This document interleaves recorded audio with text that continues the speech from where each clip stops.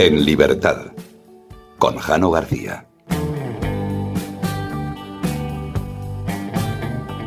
Cuentan las crónicas del año 1532 que iba a ser publicada y distribuida la obra El Príncipe.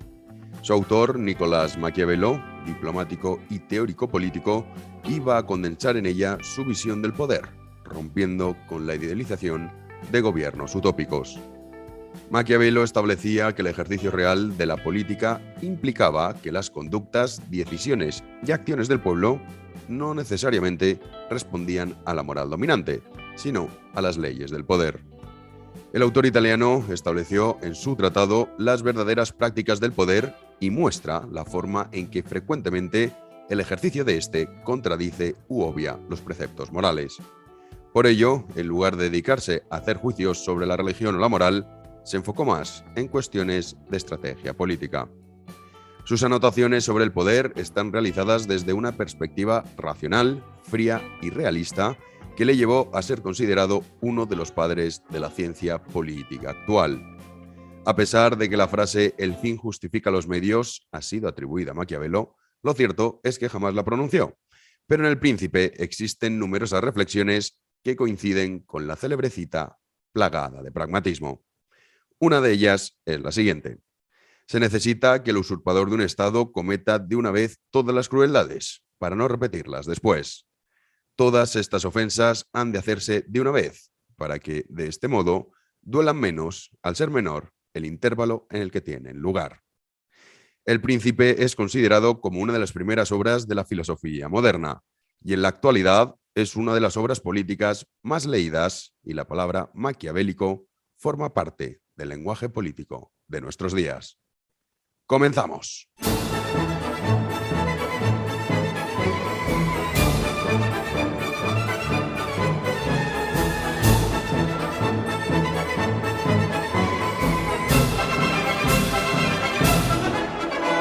Y de vuelta al presente, hoy 29 de mayo de 2022, en este podcast nos va a acompañar don Pedro Baños para hablar de su último libro, El Poder, un estratega lee a Maquiavelo. Para el que no haya leído nunca a Maquiavelo, su obra más conocida es la del Príncipe, la pueden encontrar también en este libro, porque este libro, Pedro, digamos, contesta a Maquiavelo los conceptos que él utiliza, y luego tienen también la segunda parte del libro, es El propio Príncipe, escrito por Nicolás Maquiavelo, y que es un libro de obligada lectura para todos aquellos que estén interesados en la política y sobre todo en unos conceptos que impone Maquiavelo, una forma diferente de describir lo que es el poder, y lo hace alejado de otro tipo de prácticas más utópicas que habían por aquel entonces, y lo hace de una forma muy realista, muy pragmática, y por eso esa frase «el fin justifica los medios», que se la atribuye a Maquiavelo, aunque nunca ni la escribió ni la dijo, pero sí que resume, podemos decir que resume bastante bien lo que es su idea del poder y sobre todo cómo se ejerce. Y es cierto que en la actualidad nosotros no dejamos de ver muchísimas cuestiones que están muy relacionadas y que guardan gran semejanza con las prácticas que definía Maquiavelo. Dos noticias fundamentales que han pasado tremendamente desapercibidas en España, una en términos económicos, que la vamos a abordar, otra que no ha pasado desapercibida es la ley del sí es sí aprobada y sobre todo el indulto a la expresidenta de Infancia Libre por parte del gobierno español. Dirán ustedes, si es que alguno nos ha enterado, ¿qué es lo que hizo esta mujer? Bueno, pues lo que hizo esta mujer fue acusar y denunciar de forma falsa al padre de su hijo por abuso sexual, cosa que era mentira, y posteriormente lo que hizo fue secuestrar a su hijo, encerrarlo en una habitación, apenas le dejaba salir media hora al día al exterior, lo tuvo un año sin escolarizar. Bueno, pues esta señora ha sido indultada, repito, por el gobierno español. Una auténtica barbaridad. Y a eso le sumamos la ley del sí es sí, que lo que hace es que las personas inocentes tengan que demostrarlo. Aberraciones que vivimos y que desde luego lo que dejan claro es que la sociedad tiene una enorme responsabilidad de haber puesto a estos tipos en el gobierno. Algunos ya lo advertimos en su momento, otros se están dando cuenta ahora, pero aún así no crean que si mañana hubiese elecciones el resultado sería muy diferente. De hecho, hay serias dudas sobre si repetiría o no este mismo gobierno, que, repito, ha indultado a una mujer que secuestró a su propio hijo, que lo tuvo encerrado y sin escolarizar un año, y que denunció de forma falsa al padre de su hijo. Y esta es la que se vende, y además sacan pecho los del gobierno, como un éxito del feminismo, de ese feminismo tan malentendido, revanchista y desde luego que desigual. Vamos a hacer una breve pausa, comentamos también en términos económicos la noticia del Banco Central Europeo, que nos afecta muchísimo, aunque estas cosas, ya saben, la deuda pública es tan abstracto que parece que no nos afecta y nos afecta demasiado, y luego también la noticia de la Unión Europea respecto a los objetivos de déficit y de deuda pública, que le va a permitir, seguramente Pedro Sánchez, llegar hasta el final de la legislatura. Una breve pausa por aquello el algoritmo, like y comentario, no les cuesta nada y se agradece muchísimo, y ya arrancamos.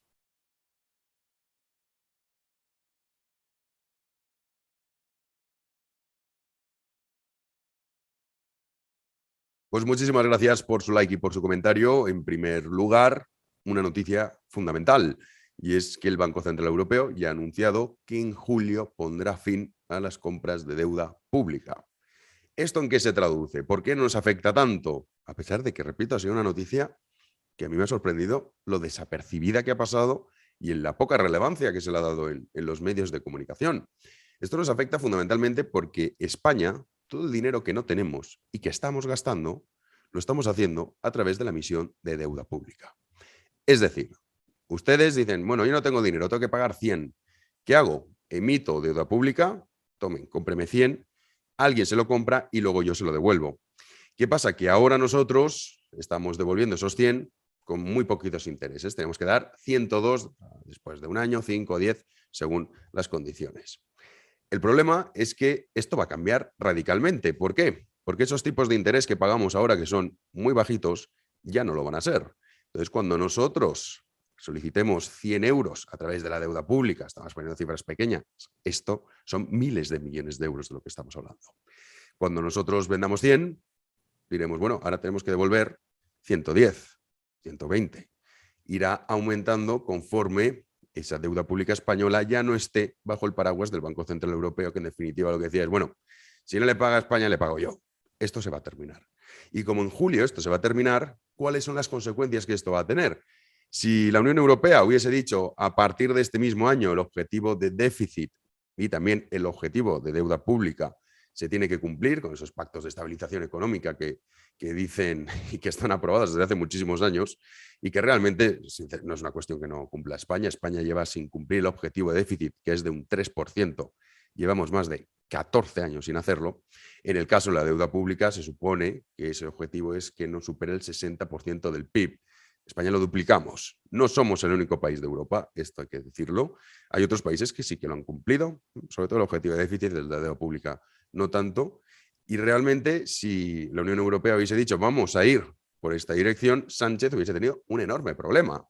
Y es que esas emisiones de deuda pública, que iban a costar muchísimo más, lo que provocaba, evidentemente, es que el déficit aumentase. Porque no hay que olvidar que el 9% de lo que gasta el Estado español, el 9% va destinado a los intereses de la deuda pública. El 9%. Cuando hablamos de es que no, los impuestos están para pagar los parques de los niños, las guarderías y los hospitales. Y el 9% para la deuda pública. Y dicen, bueno, ¿y en sanidad cuánto invertimos? Jano, el 15%. Y en educación, porque claro, si no nadie va a poder estudiar, el 10%. Prácticamente lo mismo. Así que la realidad es que, por supuesto, que esto de la deuda pública, aunque nosotros, claro, decimos 120% del PIB, muchos dicen, bueno, pues muy bien. Y miles de millones de euros, cantidades que son casi, vamos, imposibles de estar familiarizadas con ello. Y dices, sí, todo esto es enormemente grave, porque algunos piensan, bueno, yo no lo vivo, mis hijos endeudarán, no. A usted le van a subir los impuestos para pagar esos intereses de la deuda pública. Lo estamos viendo, pero aquí hay dos alternativas, reducir el gasto o aumentar los impuestos. Y el gobierno va por la vía de aumentar impuestos. Y como ese objetivo de déficit y también el objetivo de deuda pública, la Unión Europea ha dicho que de momento todavía van a permitir que los estados puedan incumplirlo, si cuando se supone que no lo permitían ya se incumplían, imagínense ahora, y con este gobierno amante del derroche económico y sobre todo de saquear los bolsillos de los ciudadanos españoles, imagínense si encima la Unión Europea para poder hacerlo. Todavía va a ser mayor. Y algunos dicen, ya, pero es que esto, claro, Sánchez le viene fenomenal porque así alarga la legislatura. Por supuesto, no le va a importar seguir endeudando a los ciudadanos españoles sabiendo que eso va a suponer que todavía pagaremos muchísimo más en cuanto a intereses se refiere. Porque evidentemente lo que es el interés del ciudadano les importa bien poco. Y a Sánchez, desde luego, que menos. Y esto, como digo, se traduce en una mayor carga fiscal. Salía mucha gente diciendo, es que ahora van a sacar más plazas de funcionarios, récord de plazas de funcionarios.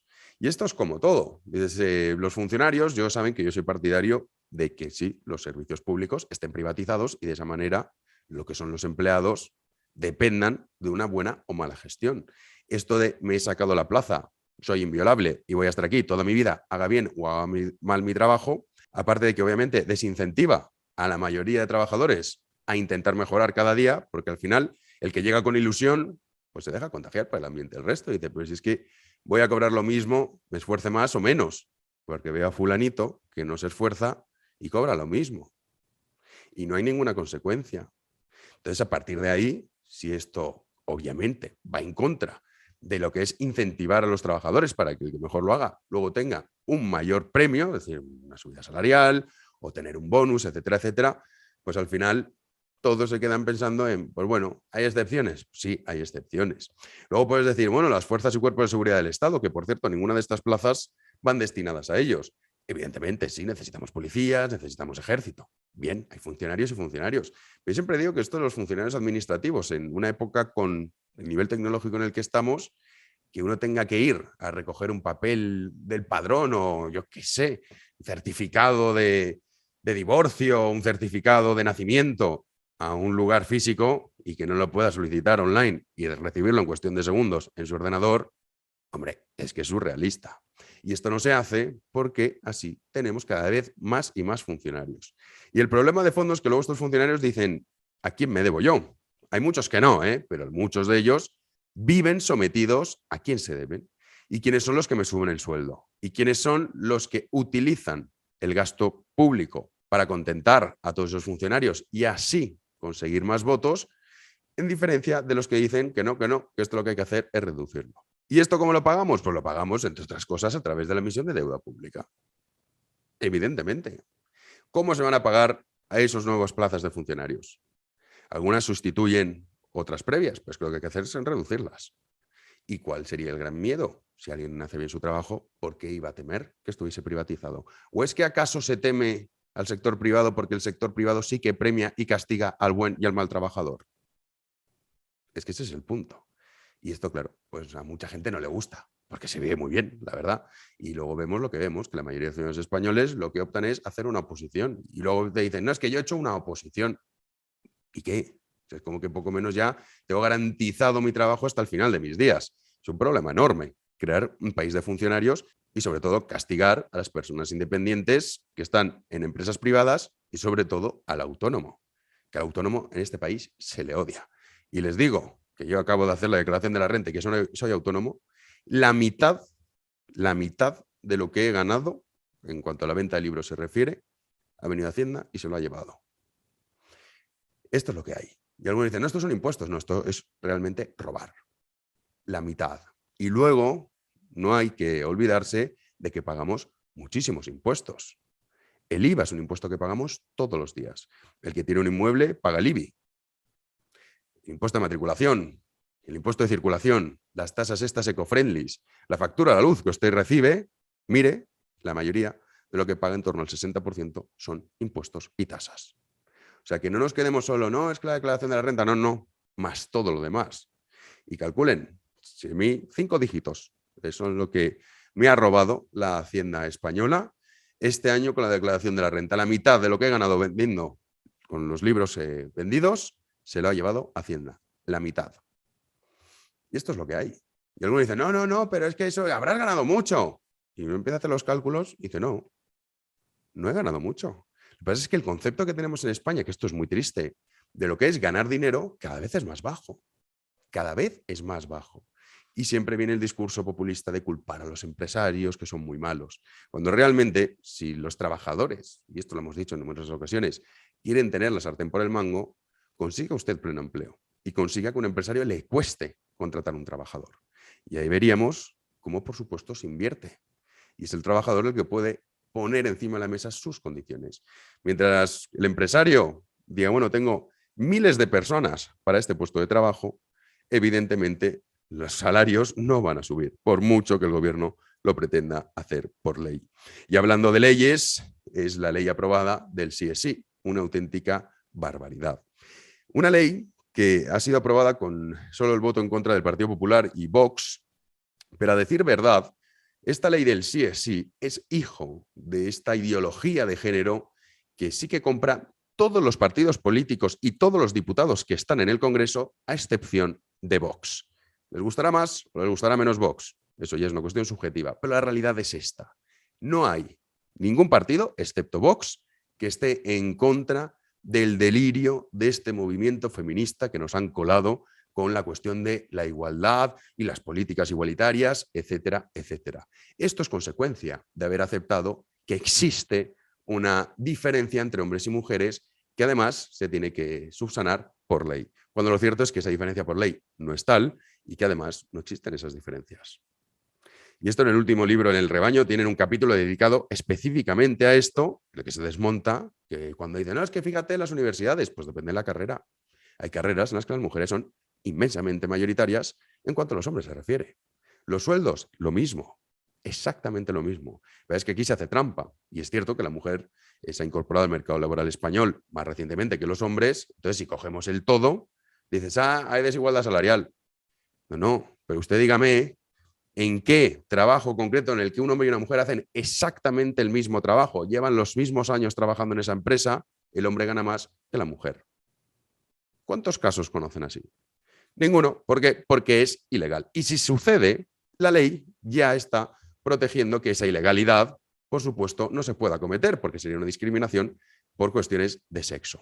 Entonces, haber comprado el pack ideológico del feminismo que compró el Partido Popular y también Ciudadanos, que al principio estaba en contra, lo acabó comprando todos los partidos excepto Vox, al final degenera en este tipo de leyes.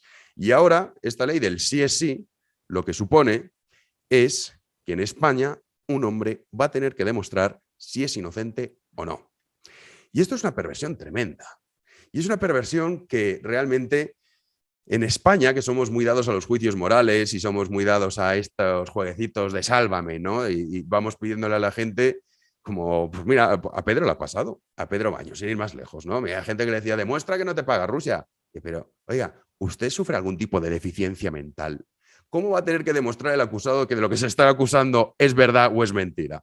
En cualquier caso, se tendría que demostrar, decir, mira, este dinero ha ido a parar a la cuenta de Pedro Baños procedente de Rusia. ¿Alguien ha demostrado eso? No. ¿Por qué? Porque es mentira. Pero aquí es, bueno, ya siembran la duda. Entonces hay algunos que dicen, bueno, esto lo dice porque le paga Rusia, porque claro, si no, ¿cómo iba a pensar así? Dice, oiga, si usted dice que está a sueldo, demuéstrelo. Lo mismo, exactamente lo mismo con esta cuestión. Es decir, no, me han violado o han abusado de mí sexualmente. O yo he tenido relaciones sexuales que en realidad no quería tenerlas, por los motivos que sean. Y dices, ¿puede usted demostrar esto? Ah, no, ahora yo no tengo que demostrar nada. Ahora tiene que ser el hombre el que demuestre que efectivamente las relaciones sexuales habían sido consentidas. Es decir, la presunción de inocencia ha muerto en España. Ya estaba muerta con la Ley Integral de Violencia de Género, pero esto es un paso más. Y solamente hay dos partidos, en este caso PP y Vox, que han votado en contra. Pero repito, el PP, haberse comido el rollo este del feminismo, provoca este tipo de leyes. Y luego lo que nos encontramos es que el gobierno, y es que esto es muy grave, acabe sacando pecho, diciendo gracias, y os lo debíamos, madres protectoras, en el caso de una ministra del gobierno español, por indultar a una tipa, que es la expresidenta de Infancia Libre. Busquen en Google Infancia Libre, verán las tropelías que hacían. Tenían una especie de negocio en torno a las denuncias falsas.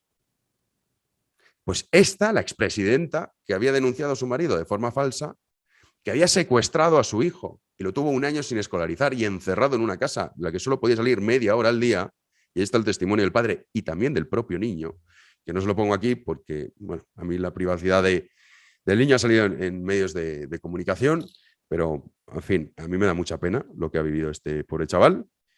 y sobre todo también su padre, lo que vemos es que la indultan y encima sacan pecho.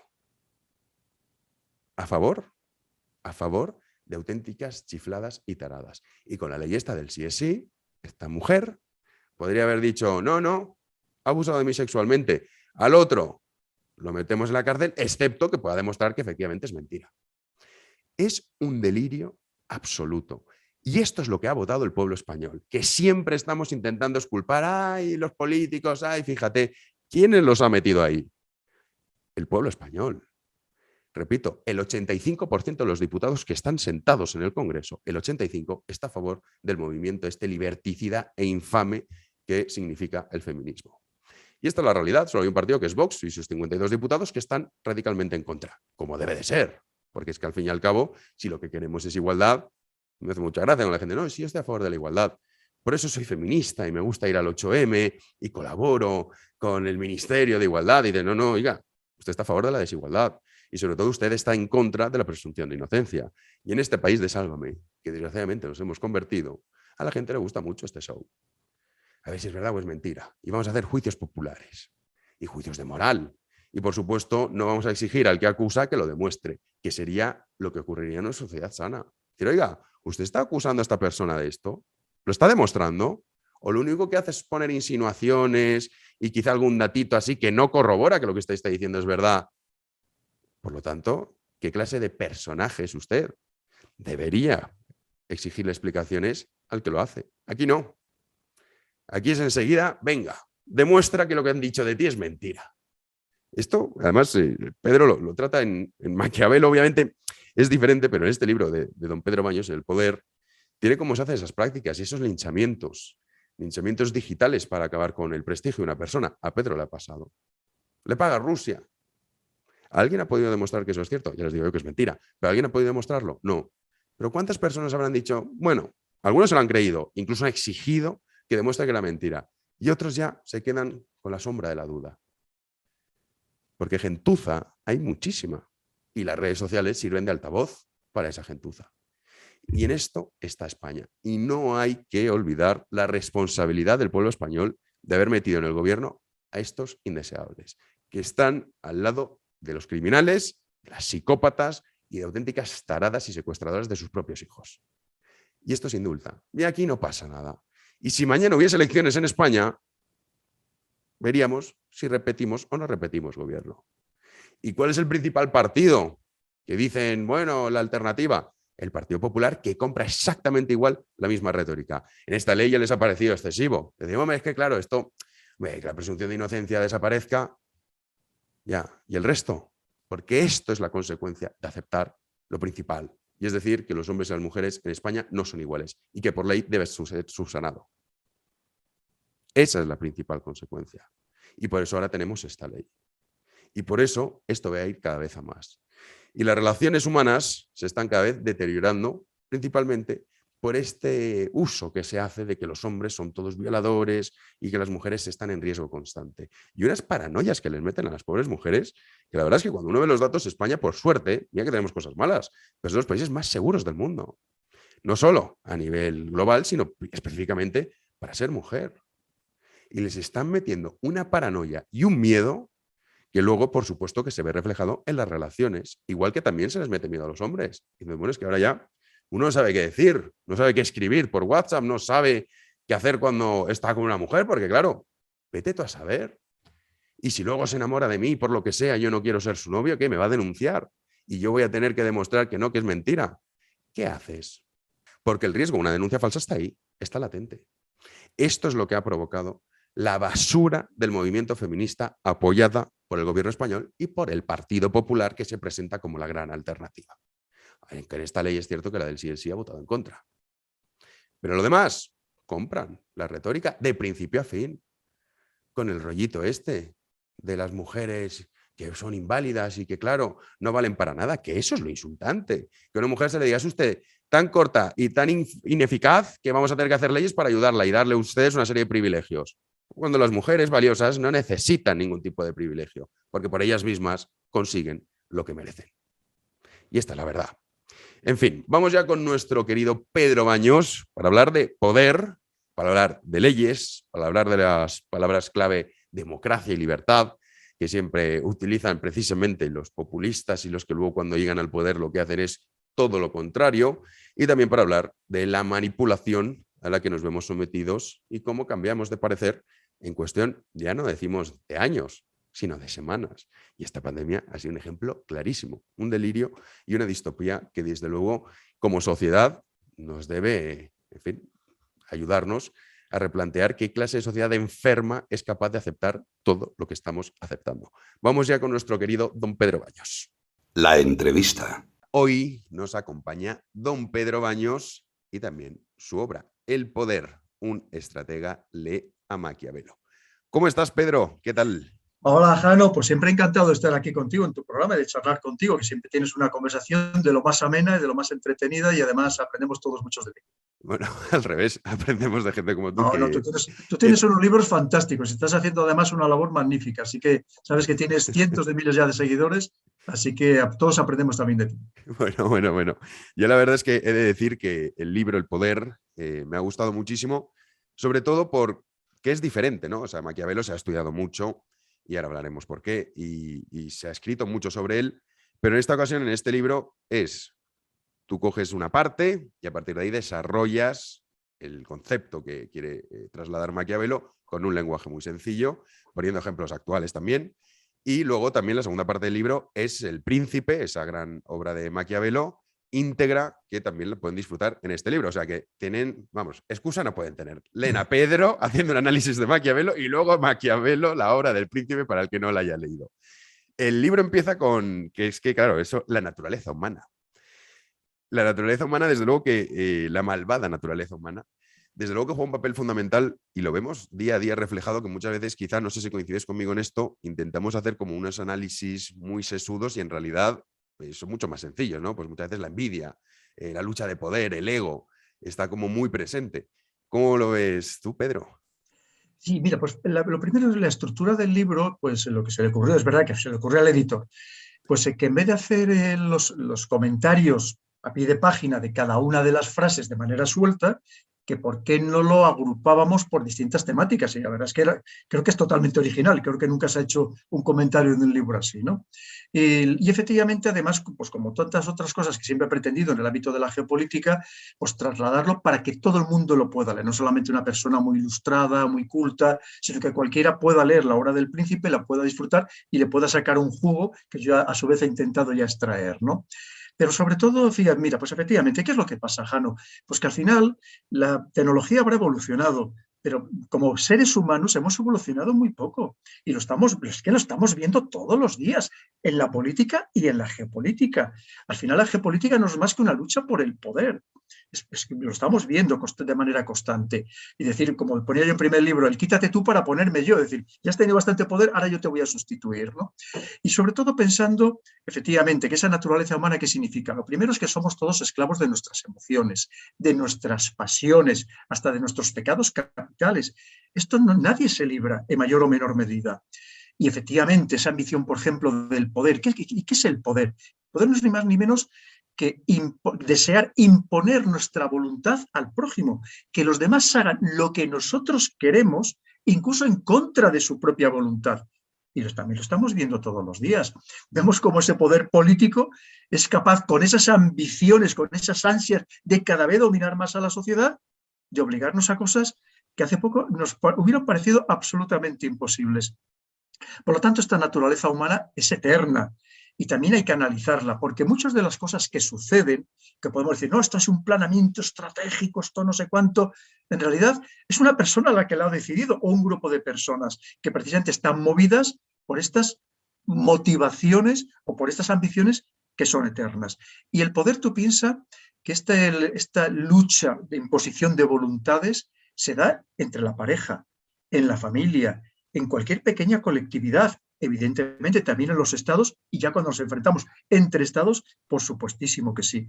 Es lo que está sucediendo en el ámbito internacional, con lo cual es una constante permanente de la naturaleza humana. Y tenemos que ser conscientes de ello, porque muchas veces se nos olvida analizar el factor humano y probablemente sería lo primero que tendríamos que analizar, Han.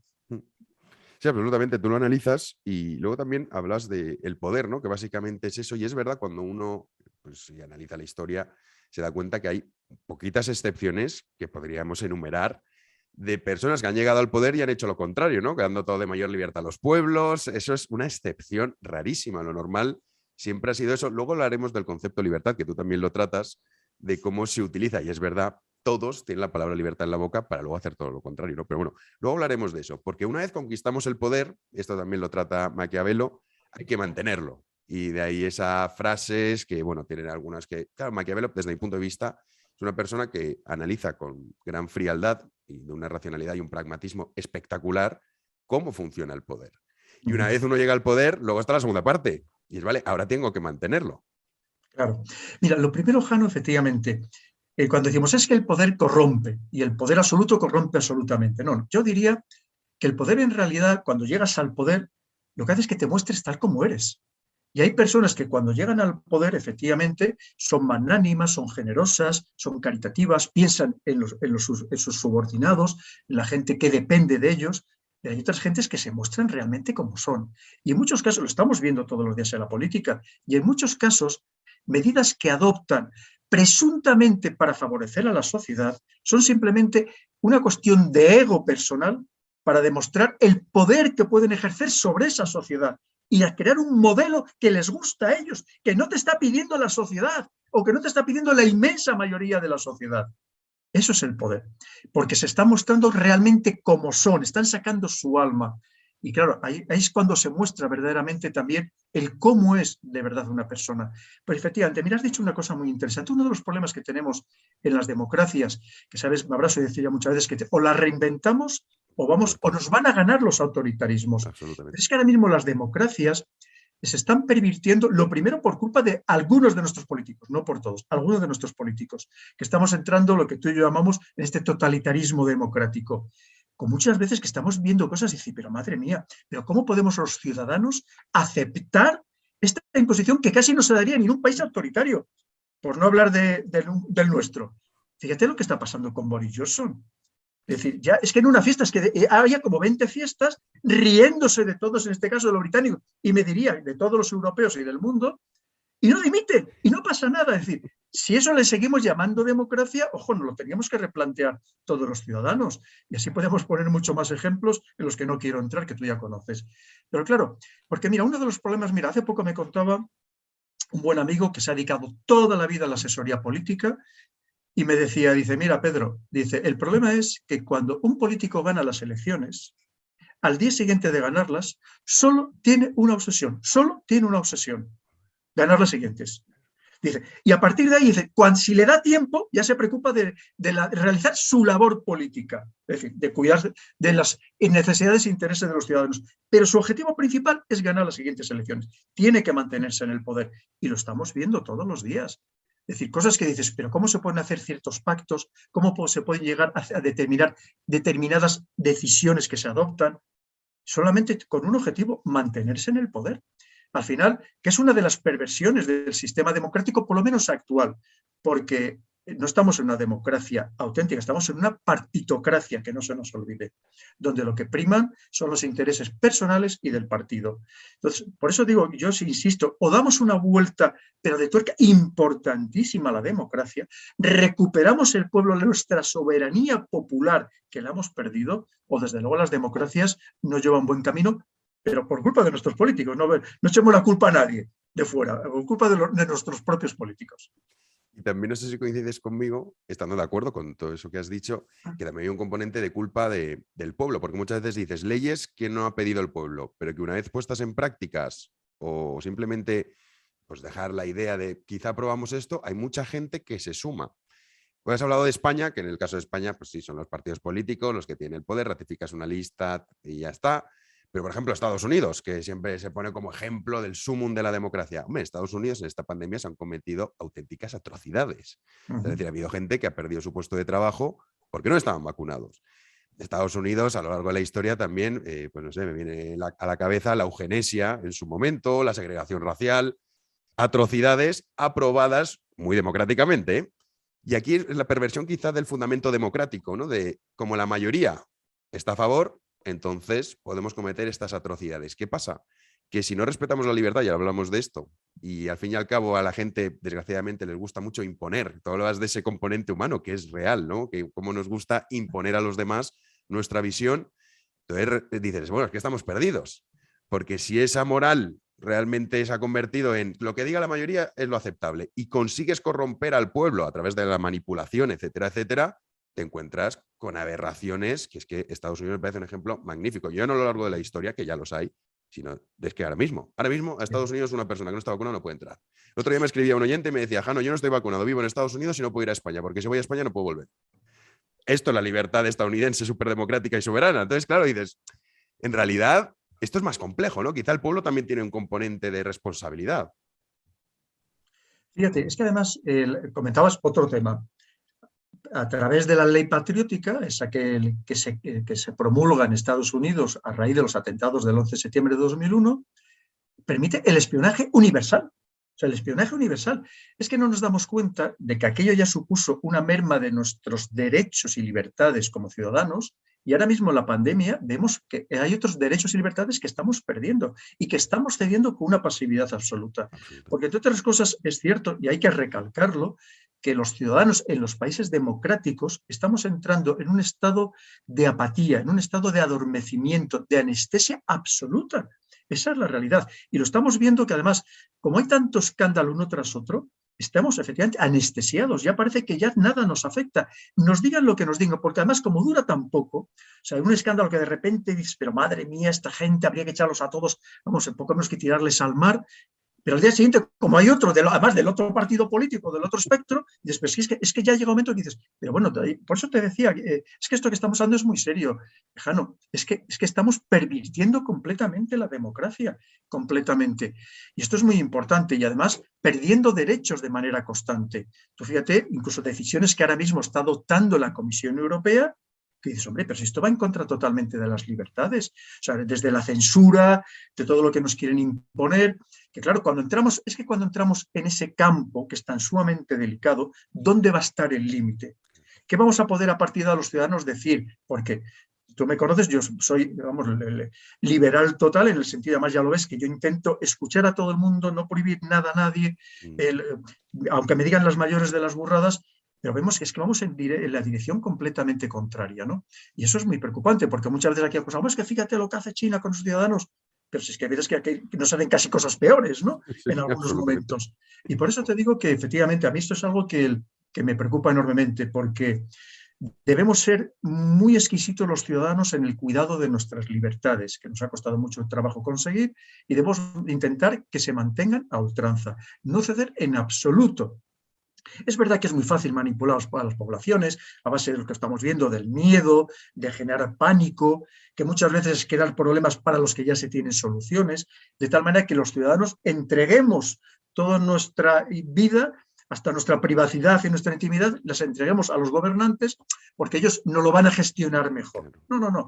Los ciudadanos somos suficientemente maduros en los países democráticos como para saber autogestionarlo. No necesitamos que nadie nos venga a gestionar. Es parte de una estrategia muy bien diseñada. Y luego con otro problema que tú decías, Jano, que es que ahora mismo nos han roto tanto como sociedad, estamos tan fraccionados, tan polarizados, que claro, siempre va a haber alguien que les hagan la mayor de las burradas a los dirigentes, que les apoye, pero no porque lo hagan de una manera racional, solamente porque son los suyos o les han hecho creer que son los suyos y que por tanto les tiene que apoyar pase lo que pase, suceda lo que suceda. Y eso es un gran error. Claro, si el problema es que si estuviéramos mucho más unidos como sociedad, clarísimamente estos desmanes que casi de manera permanente estamos viviendo, no lo permitiríamos. Para eso ya se encargan de cada vez tenernos mucho más rotos, evidentemente, y enfrentados, pues fíjate, en todo y por todo, y cada vez, ojo, y esto es un proceso que va muchísimo más, ¿eh? Tanto que hablan de las sociedades abiertas y que no, que lo que están intentando es que tengamos más libertades, y vamos, ojo, que la realidad es que vamos en la dirección contraria.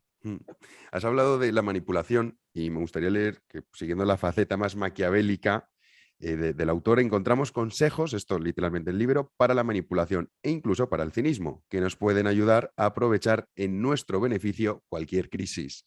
Qué mejor ejemplo que la crisis del COVID, porque eso ha sido desde luego un ejercicio de manipulación precisamente para justo lo que decías, no te preocupes, te voy a quitar todas tus libertades, pero a cambio te voy a proteger. Luego, al fin y al cabo, ni te ha protegido y simplemente has perdido esas libertades y no las hemos recuperado. A mí, mira, te cuento un ejemplo. Yo estuve en Londres hace 2-3 semanas y al regresar, en Londres ya sabes que no hay que enseñar ningún pasaporte ni nada. Llegas y como si nada, ahí el COVID no existe.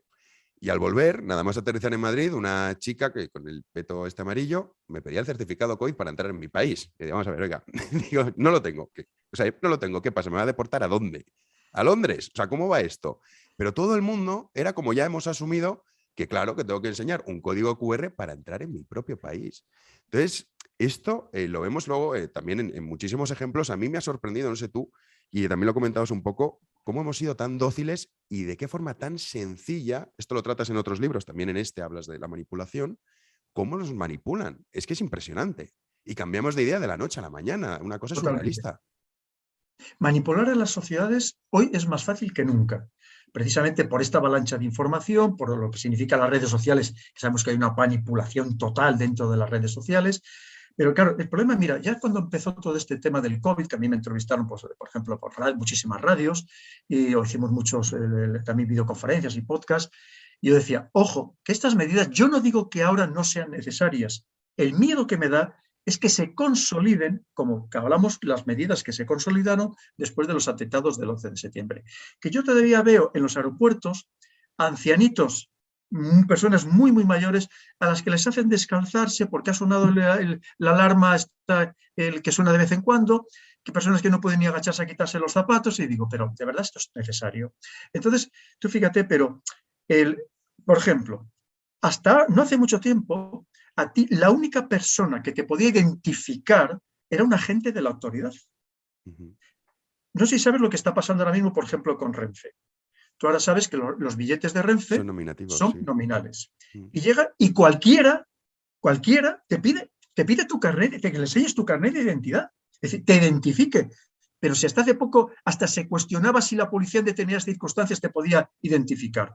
Es decir, y decir, vamos a ver. Y además dice, no, es que el argumento fue que cuando estábamos en unas olas de estas terribles del COVID, pues por si acaso había, por ejemplo, en un vagón, que no sé cómo se iban a haber enterado, una persona positivo, que luego diera positiva, pues para saber todos los que iban en ese vagón, para llamarles y confinarles. Pues esto ya ha pasado, o está a punto de terminar de pasar.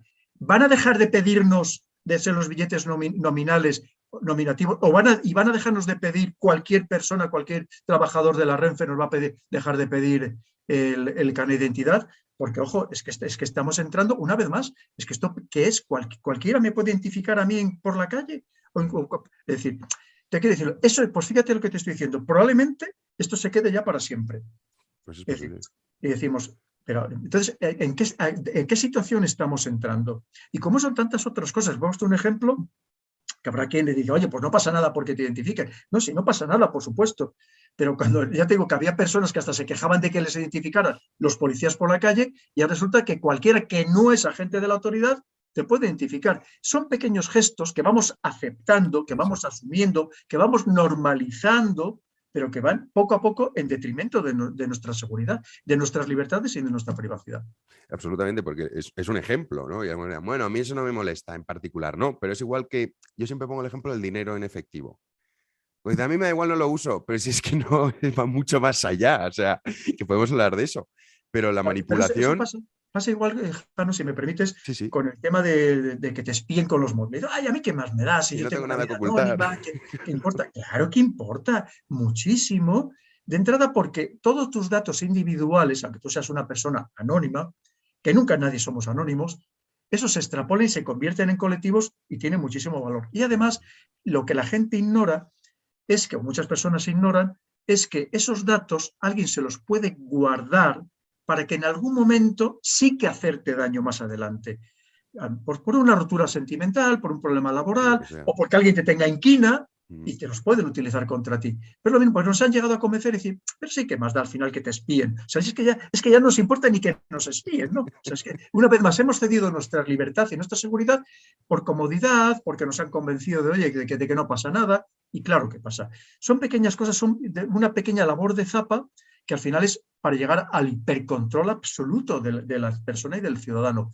Porque además, una vez que te conocen tan sumamente bien, a partir de ahí te pueden manipular mucho mejor. Si tú con los billetes, por ejemplo, de tren, sabes, además se une de la geolocalización, el dinero digital, y encima saben si has viajado, no has viajado, no te has viajado, pues al final es conocerte mucho mejor, ojo, para manipularte mucho mejor, no tengas ninguna duda. Sí, quizá el éxito de los manipuladores en la actualidad es que la manipulación se hace de forma individual. Esto tú lo has tratado mucho en otros libros. Claro, Maquiavelo en su momento nunca imaginó, ¿no?, que la tecnología pudiese llegar al nivel de desarrollo que ha llegado en la actualidad, pero sí que es verdad que ahora ya es una manipulación individual. Y ya no solamente, como dicen, bueno, yo no interactúo mucho en redes sociales, el mero hecho de no interactuar también sirve porque estás ofreciendo qué es lo que no haces. Es que Correcto. todo esto lo explicas en anteriores libros, pero sobre la manipulación... Es que si ahora mismo Maquiavelo levantara la cabeza, yo creo que quedaría absolutamente asustado. Diría, ¿pero esto qué es?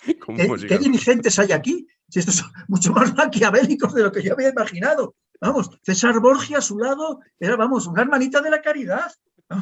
Es así, si es que estamos en unos niveles que ya hay veces, bueno, lo vemos todos los días, de primero cómo nos mienten a la cara, clarísimamente, o sea, con desparpajo absoluto, cómo ellos mismos se mienten a sí mismos porque por la mañana dicen una cosa y por la tarde dicen la otra, o te dan 8 versiones diferentes de un acto que han realizado ellos, y lo aceptamos una vez más con pasividad. Tú fíjate, por ejemplo, Maquiavelo decía que había límites que no se podían pasar.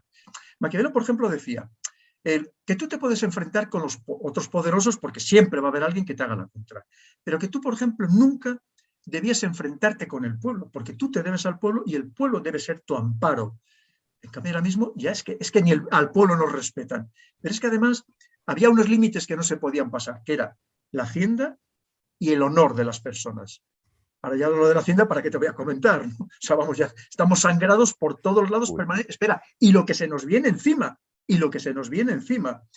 Ya no te voy a contar ya los autónomos, bueno, es que la gente está absolutamente desesperada, ¿no? Pero es que además es incluso el honor, ¿no? Es decir, es que ya están traspasando límites que dicen, pero bueno, es que esto, ¿a dónde vamos a llegar? ¿No? Esa es la realidad. Pero una vez más, como estamos parece que es que, además les gusta, porque como ven que no racionamos, pues siguen yendo un poco más allá, ¿no? Como casi afrentándonos, decir, bueno, a ver hasta dónde somos capaces de llegar con estos pobres ciudadanos que ya les tenemos totalmente sometidos, ¿no? Y hagamos lo que hagamos, ya no reaccionan.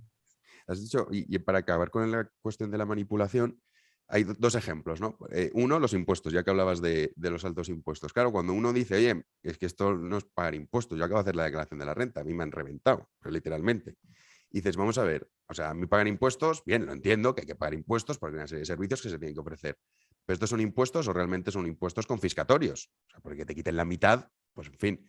Pero si tú dices este argumento, y el plano sentimental, que también está muy relacionado con lo que hablamos antes de la naturaleza humana, es que eres insolidario, es que, claro, tú poco menos que quieres que la gente se muera por las calles, en fin, este tipo de argumentos, que es el mismo, hablando, y económicamente utilizan este. Pero con la pandemia ha sido lo mismo. Entonces, oye, que esto de llevar la mascarilla de forma obligatoria por la calle es una auténtica estupidez que no vale para nada.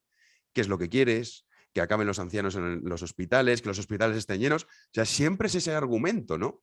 Entonces, claro, dices, la manipulación, luego surgen pues las patrullas ciudadanas que han surgido en la pandemia, que no hay cosa más nauseabunda que eso, de ir a denunciar al vecino o el que salía por ahí, o a la señora mayor, una señora de 80 y pico años, yo eso lo he visto, a la policía multando, dices, pero bueno, pero ¿qué clase de sociedad, qué delirio es este? ¿Y cómo que luego resulta que era todo inconstitucional.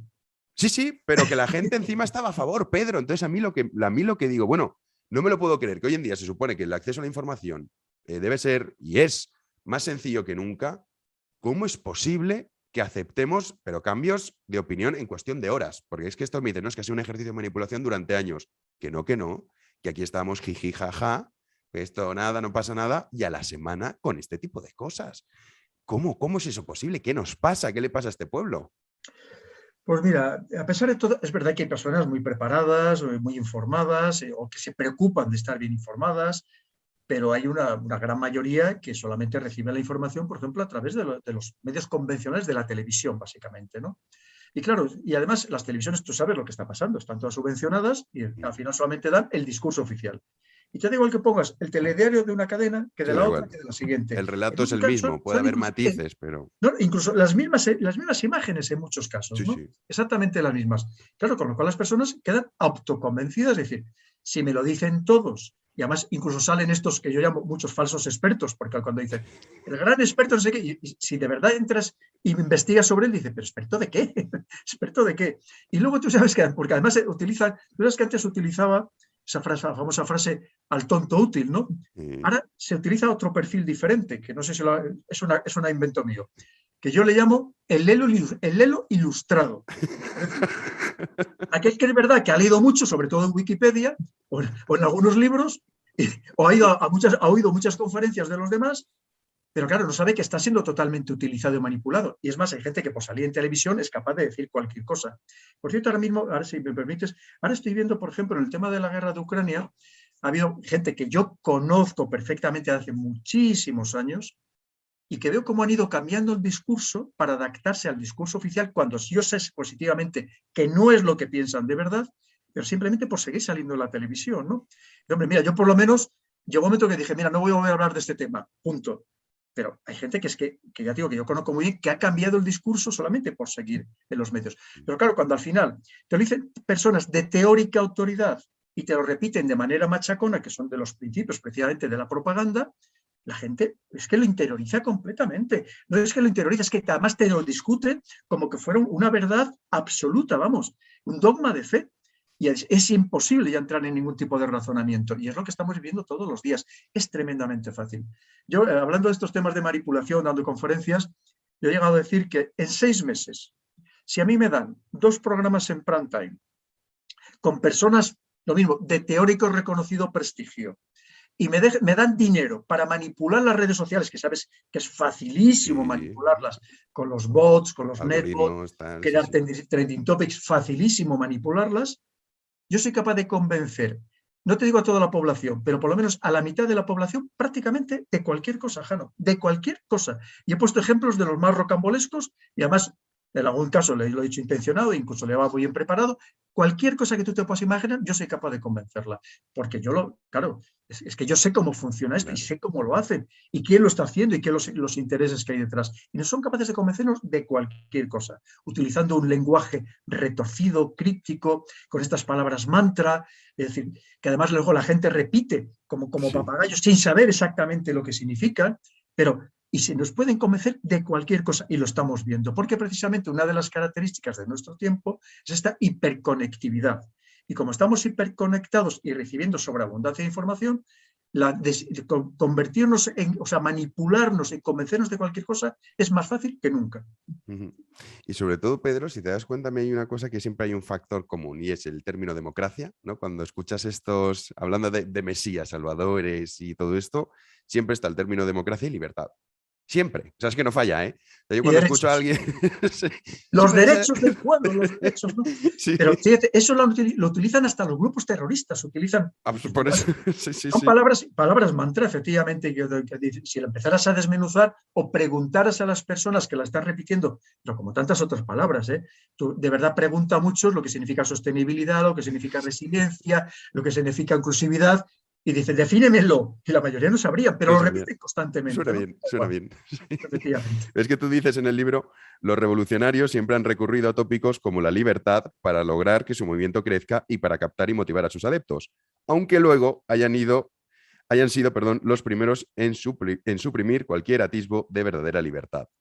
Esto que es súper antiguo y que ha pasado siempre, ahora es que es tal cual. O sea, no hay causa en la que no estemos que no sea o por la libertad de un colectivo determinado, o por la libertad del mundo, o por la democracia. Entonces son términos que escuchas siempre, ¿no? Cuando viene un salvapatria, no, la democracia y la libertad.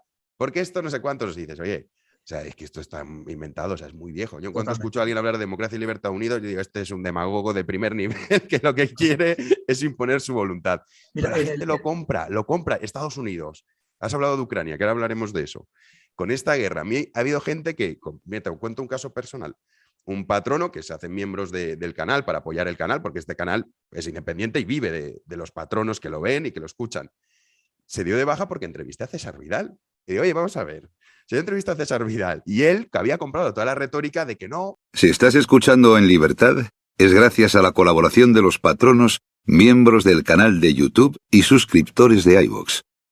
Vamos, súmate a ellos para que la familia siga aumentando y con ello el programa.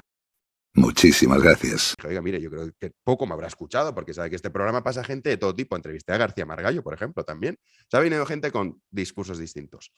Y de, oye, la clave es que tú escuches y luego lo que escuches ya pues tengas una perspectiva global. Y lo que me contestó era que es que se estaba luchando por la libertad. Y Estados Unidos era el referente de la Y la libertad. Y digo, democracia. pero, La libertad y la democracia. claro, exacto. Entonces decía, pero bueno, digo, esos dos componentes, y digo, Estados Unidos, libertad, digo, pero me estás hablando de libertad en Estados Unidos, que los ejemplos que hemos comentado de la pandemia y tal, o sea, aquí estos adalíes de la libertad, estos golpes de pecho también por parte del Consejo Europeo y todos los líderes europeos, no, porque la libertad, pero oiga, que han tenido ustedes encerrado aquí a personas que tienen más derecho a los perros que las personas. O sea, ¿de qué me está usted hablando? Es que es delirante, una cosa, parece una distopía, no sé, Pedro, Sí. ¿cómo puedes luchar contra esto y la libertad, ese concepto tan manido? Claro, mira, efectivamente. Además, yo creo que lo ponía en el primer libro, en el Así se domina el mundo, que decía, no hay nadie que restrinja más la libertad de los demás que aquellos que claman, que los que más claman por la libertad. Porque lo estamos viendo, es libertad siempre y cuando tu pensamiento coincida con el mío, Claro. o tus acciones coincidan con las mías, las que yo quiero imponer a la sociedad, ese modelo que creo que debe ser el único que impere en todas las sociedades mundiales, además, ¿no? Y lo demás, por supuesto, los demás hay que machacarles, hay que castigarles, hay que meterles penas de prisión absolutamente por todo. Es decir, pero vamos a ver, tú no eres el que más hablas de libertad, el de libertad de expresión, de pensamiento, de opinión, pero si no me dejas opinar de nada, que vaya en contra de tu pensamiento o de lo que tú me quieres imponer, eso es lo que estamos viviendo, Jano, pero lo estamos viendo todos los santos días, que es que se dice pronto. Y lo mismo, y además es que se les llena la boca, ¿no? Oh, el derecho de expresión y tal. Sí, pero lo mío, lo tuyo no. Lo otro es un delito de odio. Si no coincide, ahora claro, es el delito de odio. Yo sabes que yo tengo muchos tweets puestos que efectivamente creer verdaderamente la libertad de expresión es oír y leer aquello que a ti no te gusta. Que no te gusta, claro. Esa es la libertad de expresión. Es decir, lo demás, claro, si solamente vas a oír lo que a ti te gusta y te metes en tu cámara esa de eco, en tu cámara de resonancia, pues por supuesto magnífico, ¿no? Pero, y es que además, es que lo que tú haces es lo que hay que hacer, Jano. Hay que llevar a personas que hablen de todo, que hablen desde todos los puntos de vista. Esa es la verdadera libertad. Y que luego, efectivamente, como tú decías, cada una de las personas que lo escucha haga su propio análisis con los datos que tú le estás dando y que saque su conclusión. Porque lo demás, como está sucediendo ahora mismo con tantos temas, es falsear el debate completamente, porque solo está sacando a personas que opinan exactamente lo mismo. Yo estoy ahora mismo, bueno, la verdad, lo cierto es que cada vez ya los telediarios, y fíjate que yo que me dedico a las noticias, hay veces que ya, según empieza viendo la manipulación, que es directamente casi, prefiero ver los dibujos animados, sinceramente, pero claro, pero es que me pasa igual con muchos programas de televisión que pones y es que están todos diciendo exactamente lo mismo. Y lo que te digo, personas que yo sé que en el fondo no piensan eso, se han adaptado, porque oye, también tienen que comer todos los días y tienen que salir saliendo en televisión, y se han adaptado y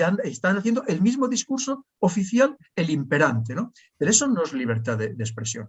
La libertad de expresión, una vez más, es ser capaces de oír de todo si seguimos pensando que vivimos en democracia y si seguimos pensando que vivimos en un sistema de libertades, porque si no, ojito, estamos entrando en otra deriva completamente diferente.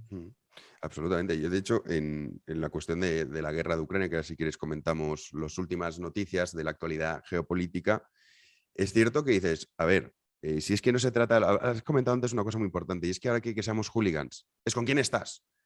Pues, oiga, yo ni estoy ni dejo de estar, yo simplemente pues intento ver por qué ha pasado esto, cuáles han sido las causas, las consecuencias que pueden tener, quién se ha beneficiado de esta crisis, cuáles pueden ser las soluciones. Y realmente, claro, esto choca, como hablabas de la gente que está muy polarizada, y es, no me estás vendiendo lo que yo pienso, tanto si estabas a favor de Rusia, estás a favor de Ucrania. Si no le das el argumento auténtico, entonces es que estás vendido. Tienes que estar vendido a Soros, al nuevo orden mundial, no sé qué dices, oiga, qué tontería. Hay que ser tonto para creerse que alguien, Soros está a ver si, qué dice Jano en su podcast para pagarle, ¿no? Pero pasa esto, es como entonces eres un traidor. Y enseguida y dices, bueno, unos linchamientos que tú en este caso has sufrido mucho y que realmente son repugnantes. Porque además, hablabas de eso, hay gente que además te acusa enseguida con eso, ¿no? De decir, no es que a Pedro le paga Rusia. Y dices, pero, o sea, estos disparates, y hay gente que de verdad se lo cree. Entonces eso molesta enormemente porque es verdad que aunque tú lo desmientas, esto que lo decía Wilde, me parece que mientras la mentira vuela, la verdad va cojeando tras ella. Creo recordar que la frase es la suya. No estoy muy seguro si la frase es la suya, pero la frase existe así. Y es verdad, claro, tú luego sales y dices, no, oye, que esto es mentira. Da igual, porque ya muchísima gente, y sobre todo los que están en contra de lo que tú estás diciendo, tienen el argumento que es, voy a atacar a la persona, no a lo que dice. Y dices, pero esto es otro ejercicio de manipulación brutal por parte del poder, que lo utiliza mucho también esto. Pero sabes que cualquiera que encuentre, primero, cualquier cuenta mía en el extranjero, en cualquier tipo de moneda, o de cualquier criptomoneda, o de cualquiera que me ha pagado ya alguien fuera del extranjero, todo ese dinero íntegro va para el Banco de Alimentos y para Cáritas diocesanas militares, que sabes que los militares además hacen una labor magnífica tanto en el Banco de Alimentos como en Cáritas diocesanas. Va íntegro. O sea, evidentemente, lamentablemente no lo van a encontrar. Yo ya hago mis aportaciones por otro lado, que eso no le importa a nadie, ni tengo por qué comentarlas. Pero te quiero decir, evidentemente no, ¿no? Lo que pasa es que piensa que, una vez más, en las redes, que la mayoría son cuentas anónimas, cuentas interesadas, cuentas pagadas o creadas, es proceso para ello, para crearte precisamente esa leyenda negra. Y no solamente, yo ponía hace poco un tuit muy largo explicando, por ejemplo, uno de los procedimientos ahora para desprestigiar a alguien. Hace poco, buenísimo ayer, ese hilo. le ha pasado a un economista, por ejemplo, de cómo crear, incluso, piensa que ahora hay como 2000 diarios digitales, una cosa así, ¿no? Es una locura. Entonces, algunos de ellos que eran muy pequeñitos, alguien les manda un documento para que lo publiquen, en algunos casos lo hacen incluso de forma anónima, pero ese documento ya va a quedar ahí permanentemente ese artículo. Y alguien cuando te vaya a investigar, entra y dice, anda, mira lo que ponía este artículo, que es todo mentira, pero ya está dando vueltas por internet y ahí quedará permanente, ¿no? Y eso se hace de manera intencionada para destruir a las personas. Fíjate, algo tan sencillo, tan barato, pues lo mismo que todos estos bots, estos trolls, que están creados es proceso precisamente para desprestigiar. Pues tú fíjate, yo a pesar de todo, lo que te digo, nunca bloqueo ni silencio a nadie, porque también lo quiero leer. Y a veces yo me río y digo, pero las burradas que llegan a decir, ¿no? Por supuesto, nunca contesto porque eso faltaba para alimentarles. Pero hay algunos que además que son algunos muy insistentes, o sea, son contumaces totales. O sea, y siguen, y siguen, y siguen. Dicen todo tipo de burradas. Bueno, pues que ya se cansarán si quieren, ¿no? O que sigan gastando dinero y tiempo. Pues ya, peor para ellos, ¿no? Pero sí que es verdad que hoy en día lo que hablamos, este asesinato social es muy fácil. Y lo que tú decías, que además, como una vez más, esa frase sabes que también lo utilizo yo mucho, como nos han convertido en hooligans políticos, claro, a los que no son los nuestros hay que atacarles como sea, hooligans políticos y geopolíticos, porque es que no se puede hablar de nada. O sea, es imposible hacer un análisis objetivo, absolutamente de nada. Y con el tema de Ucrania, o sea, es que la manipulación, es que llega a unos niveles absolutamente burdos ya, ¿no? Claro, yo me doy cuenta porque yo he trabajado 30 años en ello, algo me suena, y he sido cocinero antes que fraile, con lo cual sé perfectamente cómo se hace todo, ¿no? Pero es que en algunos casos digo, madre mía, pero ¿y la gente se tragará esto? O sea, de verdad, ¿no serán capaces de reaccionar o de reflexionar sobre lo que le están mandando? Porque es cierto que estamos en guerra, que no se nos debe olvidar que Europa está en guerra, y por lo tanto que recibimos sistemáticamente propaganda de guerra, pero Jano, propaganda de guerra de los nuestros. Ya les gustaría a los otros que nosotros recibiéramos su propaganda, ¿no? Recibimos propaganda de guerra de los nuestros. Y es que eso ya es una cosa ya tremenda, ¿no? Lo que está sucediendo. Pero te digo, de ese tema en detalle no voy a entrar, como sigo manteniendo mi promesa de no hacer ningún análisis sobre la guerra de Ucrania. Entre otras cosas, porque no merece la pena. Porque lo que hablamos es imposible intentar ya hacer un análisis objetivo absolutamente de nada. O sea, a veces que uno pierde pues eso, las ganas de intentar analizar algo, sobre todo cuando se intenta analizar desde una perspectiva más sentimental que racional, ¿no? Entonces, claro, hay muchas cosas que dices, oiga, si es que yo no estoy diciendo que esto esté justificado ni nada de eso, simplemente estoy explicando los motivos. Ya está, expongo los motivos. Es verdad, hablabas de, por ejemplo, cuando prohibieron RT, ¿no? Mucha gente decía, me parece bien porque está haciendo propaganda, digo, pero bueno, entonces, o sea, ¿cómo puedes ver que, obviamente, claro que Rusia está haciendo exactamente lo mismo y también ha prohibido los canales contrarios en Rusia? Sí, evidentemente. Pero entonces tú no eres mejor que ellos. O sea, si a lo que vamos es que lo que tú defiendes es la libertad de expresión y que realmente todo el mundo pueda opinar, lo que no puedes decirme es esto no, esto está prohibido aquí porque, claro, es que es propaganda. Bueno, y acaso lo demás no es propaganda. Entonces, además, es una dinámica muy complicada. Es ridículo porque si tú preguntas a todo tu entorno ¿cuántas personas veían todas las noches RT? O sea, te encontrarás No, a nadie. Mira, de hecho, el SEIR que solía sacar el máximo, no sé, creo que era el 0,05%, o sea, que Sí, lo veían 100 personas en España, y al final lo prohíbes y dice, oye, ¿esto de RT qué era? Pues si no lo conoce a nadie, ¿no? Pero sí, efectivamente, además, mira, eso hay una frase también hecha, es muy antigua, eso de que tú no puedes atacar al que va en contra de tus principios desmontando tus propios principios, ¿no? Es decir, porque es que al final, una vez más, es que estás atacando a los propios valores esenciales de la democracia. Y ojito con el tema, que ya ves lo que está intentando ahora la Comisión Europea, con este tema de la famosa desinformación. sí, claro, es que con esa Claro, excusa... desinformación es todo, pero es que no, es que quieren poner incluso penas de prisión, Jano, a todo aquel que se supone que esté desinformando, que desinformar es aquello que vaya en contra de los intereses de la Unión Europea. ¿Y si yo no estoy a favor de la Unión Europea? O de ciertas medidas que toma la Unión Europea o la Comisión Europea, que también da unos bandazos que ni te cuento, porque ha pasado del año 2020 de que vamos a ser todos súper verdes, ahora decir que no pasa nada si vamos a quemar carbón, ¿no? Para producir energía eléctrica. Entonces, ¿qué pasa? No lo puedo criticar ni una cosa ni la otra porque me van a meter en la cárcel. O sea, por lo mismo, pues vaya democracia que tengo, ¿no? O sea, es que al final no sé dónde va a ser mejor vivir. Sí. Pero... Y además es que, realmente es decir, bueno, a mí, por ejemplo, cuando me dicen mucho en Twitter, ¿no? Porque a veces te montan estas campañas de linchamiento que tú comentabas, yo ni siquiera sería partidario de cerrarles la cuenta, lo digo de verdad. O sea, es que a mí me pasa un poco como a ti, ¿no? Lo observas desde una perspectiva diferente, es decir, fíjate en la naturaleza humana, no la estoy viendo, la estoy sufriendo, ahora por decirlo de alguna manera, en primera persona.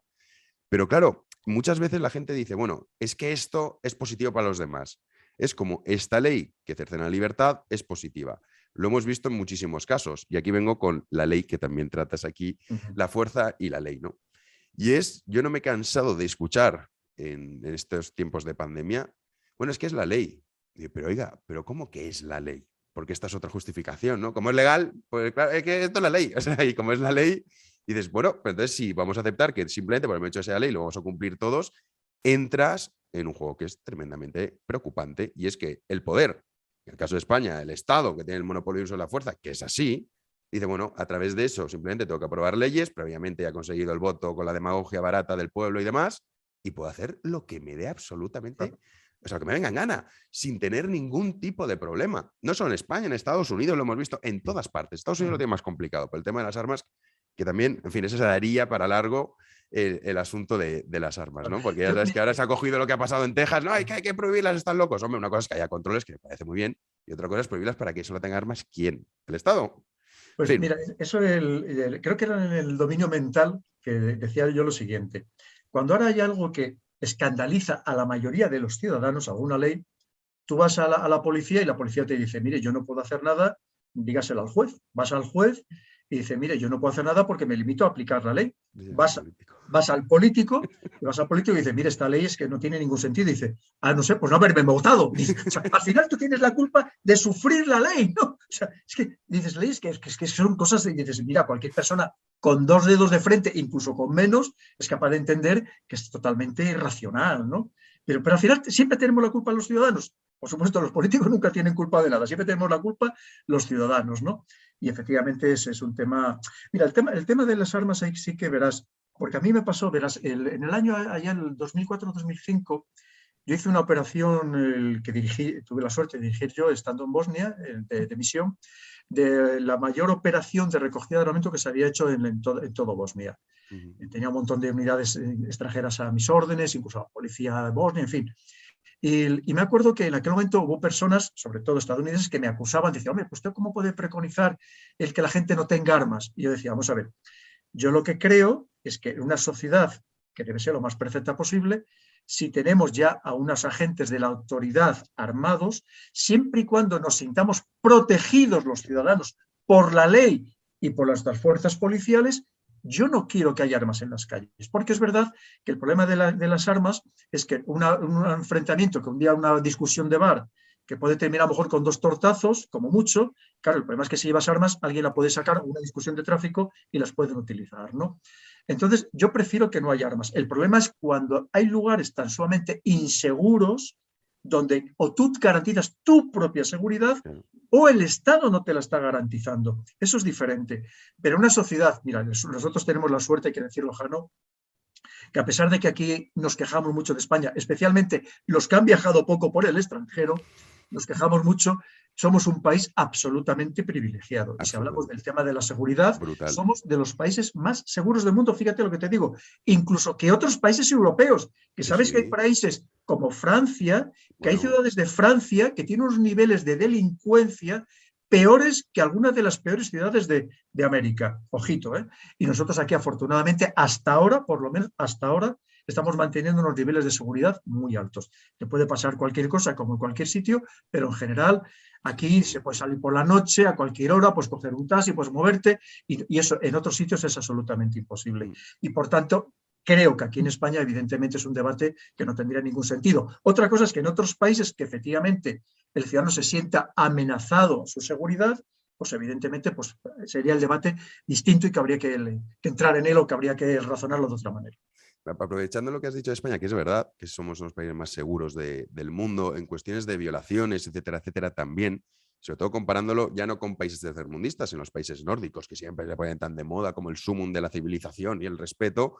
Los datos en España en eso es que es envidiable. Y es cierto que mucha gente que desconoce lo que pasa en otras partes siempre digo que España es el mejor país del mundo para vivir y que no hay que confundir España con los políticos. O sea, que una cosa es España y otra cosa es el político de turno. Tenemos problemas, por supuesto que sí.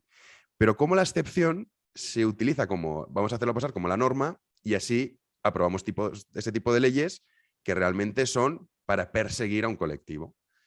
Y dices, bueno, esto lo vemos todos los días. A mí, y sobre todo con los titulares sensacionalistas, ¿no? Hablamos también de la manipulación mediática y demás. Y vamos a sacar titulares sensacionalistas, repetir constantemente algo que a la gente le llegue mucho. Y de esa manera, claro, en el imaginario colectivo queda que España es un país inseguro, que existen muchísimas violaciones y así nosotros podemos restringir todavía más las libertades en pro de decir, mire, es que si no hacemos esto es lo que le va a pasar. Y fíjate, y casi hay veces que ni eso, simplemente son no tener réditos políticos propios. Porque muchas veces, claro, mira, eso es como decir, quiero acabar con la mentira. La mentira siempre va a existir. Claro. Y como siempre va a existir, dame más fondos porque si la gente sigue mintiendo. Como sigue mintiendo, necesito más fondos. Porque quiero que no haya mentira cero. Entonces, como no hay mentira cero, oye, el problema es que no me has dado suficientes fondos, necesito mucho más fondos. O sea, es un pozo sin fin, evidentemente, ¿no? Mira, hay que decir que en España somos un pueblo muy respetuoso, primero con nosotros mismos. Somos un pueblo muy tolerante, un pueblo muy generoso, además de muchas más virtudes que tenemos. Y si efectivamente, si aquí hay incluso dentro de la propia Europa, que tú lo has dicho muy bien, Jano, que yo la conozco, yo he vivido incluso un año, me pasé un año viviendo en Noruega, te quiero decir, las cosas que yo he visto en otros lugares no se ven aquí en España. Esas faltas de muchas veces de decoro, de respeto, Sí. de educación, aquí, a pesar de todo, y fíjate que aún así me da la sensación que a veces que estamos yendo para atrás como los cangrejos, entre otras cosas por la deficiente educación que se está dando o por cómo se ha fomentado las faltas de respeto de autoridad en la familia, en la escuela, en cualquier entorno. Pero a pesar de eso, somos un país ejemplar, que no tengamos ninguna duda. ¿Que pasan cosas y que todo es percepcionable? Efectivamente. Pero como tú bien has dicho, en general, con la gente viene aquí el extranjero, viene encantado, encantado. Entre otras cosas, mira, en muchos lugares, en muchos países de Europa que tanto presumen de democracia, son tremendamente clasistas y me atrevo a decir hasta racistas, empezando hasta con los propios españoles, que nos miran en muchos casos por encima del hombro. Cosa que nosotros aquí somos un país acogedor, un país tolerante. Esa es la realidad, Jano. Hay veces hasta excesivamente, ¿no? Porque muchas veces no somos a lo mejor conscientes del peligro o del problema que podemos estar creando. Pero ahí, vamos, comparado con muchos países de Europa, es que el que diga esas cosas es que, como digo, ha viajado poco por el mundo, que no tenga ninguna duda. Somos un pueblo grande, de verdad, en todos los sentidos. Un pueblo maravilloso, que tengamos nuestros problemas como todo el mundo, sobre todo problemas políticos, como tú bien has dicho, pero por los demás, pero sí, es que a mí me da mucha rabia si hay todo, cuando dicen que aquí es que somos intolerantes, que somos racistas, que somos xenófobos, digo, por favor, date una vuelta por el mundo, luego vuelve a España y míranos con un poco más de cariño, a ti mismo, mírate con más de cariño, mira a tus propios conciudadanos con más cariño, porque te estás equivocando, salvo que efectivamente lo hagan por obtener réditos políticos. Sí, así es, porque es verdad que el pueblo español tiene sus cosas buenas y sus cosas malas, pero en términos generales es un pueblo envidiable, la forma de ser, luego pues esa cultura que al fin y al cabo, no sé si coincidirás conmigo, católica que tenemos, pues hace eso, Ujú. que seamos gente muy solidaria. Incluso, no, Sí. es que yo no soy creyente, da igual. O sea, tenemos eso incorporado Si me de permites, ayudar al desfavorecido, y eso está fenomenal. te pongo un ejemplo, lejano, que es muy, muy, muy, muy ilustrativo de lo que tú acabas de decir. Mira, el tema con la banda terrorista ETA, con casi 900 muertos, no ha habido un solo caso de venganza. Y esto lo he contado en muchos países del mundo y me dicen, mira, es imposible. O sea, ¿cómo no va a haber, y más, habiendo matado, en muchos casos, asesinado cruelmente a militares, a policías, que sus Mm, hijos o sus familiares tenían incluso las armas en casa sí, sí. o podían obtenerlas con relativa facilidad, a lo mejor en el cuartel? Y dices, ¿cómo es posible que no haya ningún acto de venganza? Porque nosotros, efectivamente, por nuestra cultura, somos un pueblo, de verdad es que somos un pueblo, como tú has dicho, envidiable.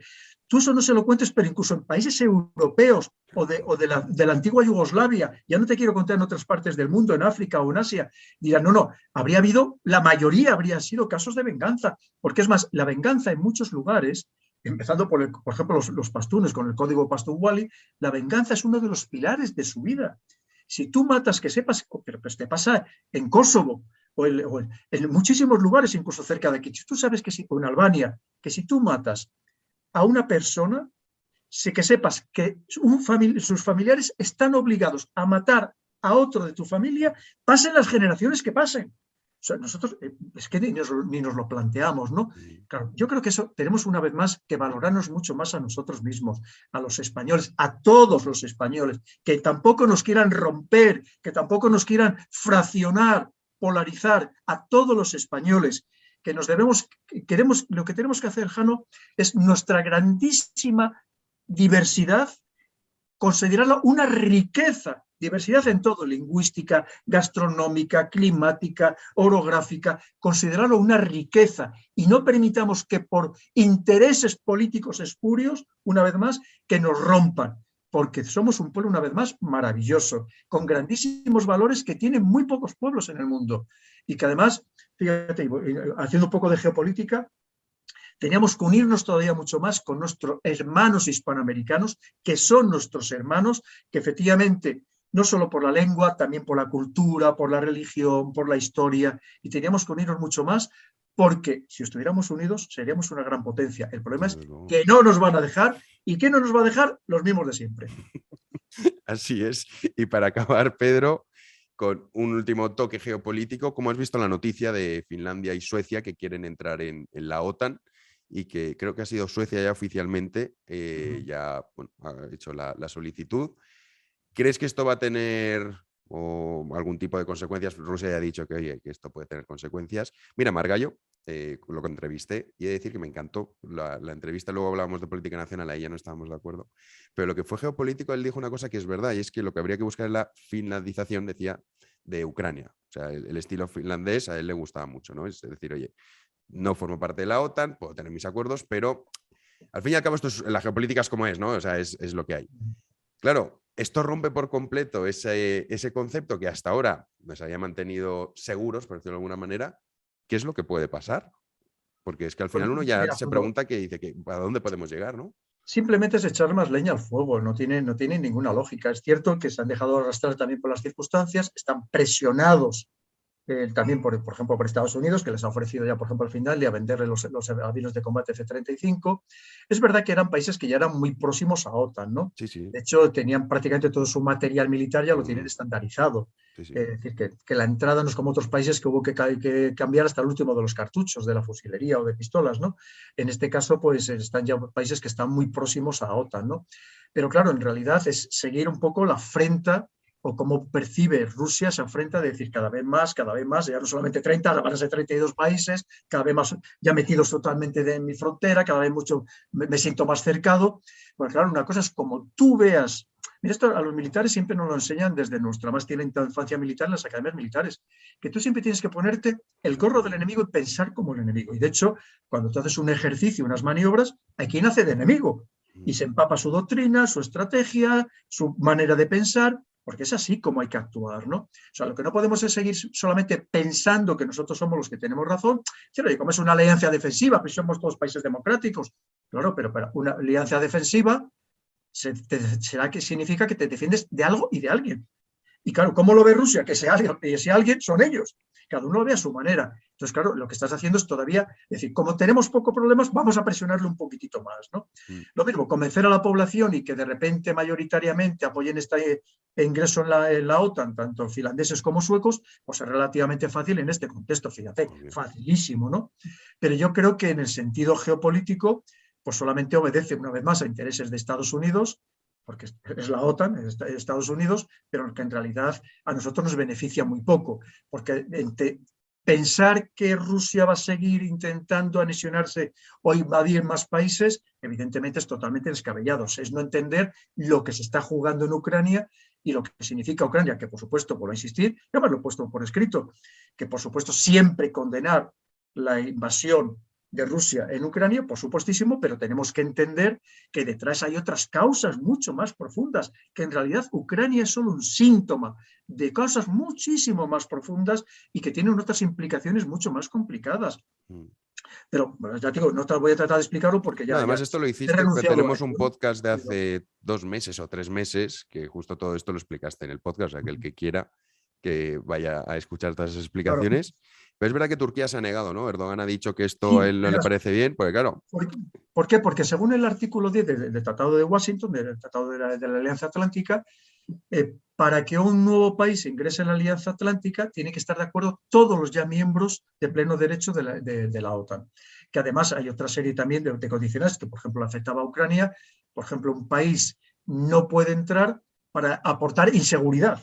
Y un país normalmente no va a entrar nunca en la OTAN si dentro de su territorio tiene un conflicto abierto. Justo. Es decir, como decimos de los... Bueno, aparte ya sabes que esto del derecho soberano... Bueno, los pequeños y los medianos países tenemos el derecho soberano que nos dejan los grandes. Efectivamente, sí. A mí cuando dicen, no, hay que recuperar la podríamos soberanía. Poner ejemplos múltiples, ¿no? Y si no, que se lo pregunten ahora a las Islas Salomón, cuando llega un acuerdo de defensa con China y dice, vamos a poner una base china. Y dice Estados Unidos, como la pongas te ataco, ¿no? Y dice, hombre, pero no tengo derecho soberano, no voy a poner una base. La realidad es esa, no. Esa es la realidad, ¿no? Entonces, bueno, te quiero decir, lo que pasa es que ya, tío, es un tema que no merece la pena seguir abundando en él porque ya digo, hay tal manipulación que algunos casos, cómo se emplean, cómo se tergiversan las palabras, que digo, madre mía, pero cómo nos pueden tratar de verdad de esta manera tan solamente como a niños, nos tratan claramente como a niños. Y luego hay otra cosa que también es fascinante, que con lo que salió la noticia de Turquía, decían, no, pues que se vaya a Turquía de la OTAN y dices, a ver. Dices tú, la gente, a mí esto me fascina, el mensajito en Twitter y tal, organizando el mundo desde Twitter, que enormemente complejo, que para empezar Turquía, mucha gente la critica y dice, no, es que la Turquía, que lo puedes criticar evidentemente, y dices, vale, pero tú sabes que a Turquía le estamos pagando una auténtica fortuna para que todos esos inmigrantes que van a cruzar hacia Europa no crucen. O sea, si tú mañana te enfadas con Turquía, tienes un problemón que ni te lo imaginas. 2 millones de personas, directamente. Claro, te manda 2 millones de personas, ¿no? Y dice, la gente no es consciente de esto, ¿no? Entonces, claro, pues se ven luego estos análisis así de salón que te dice, bueno. Sí.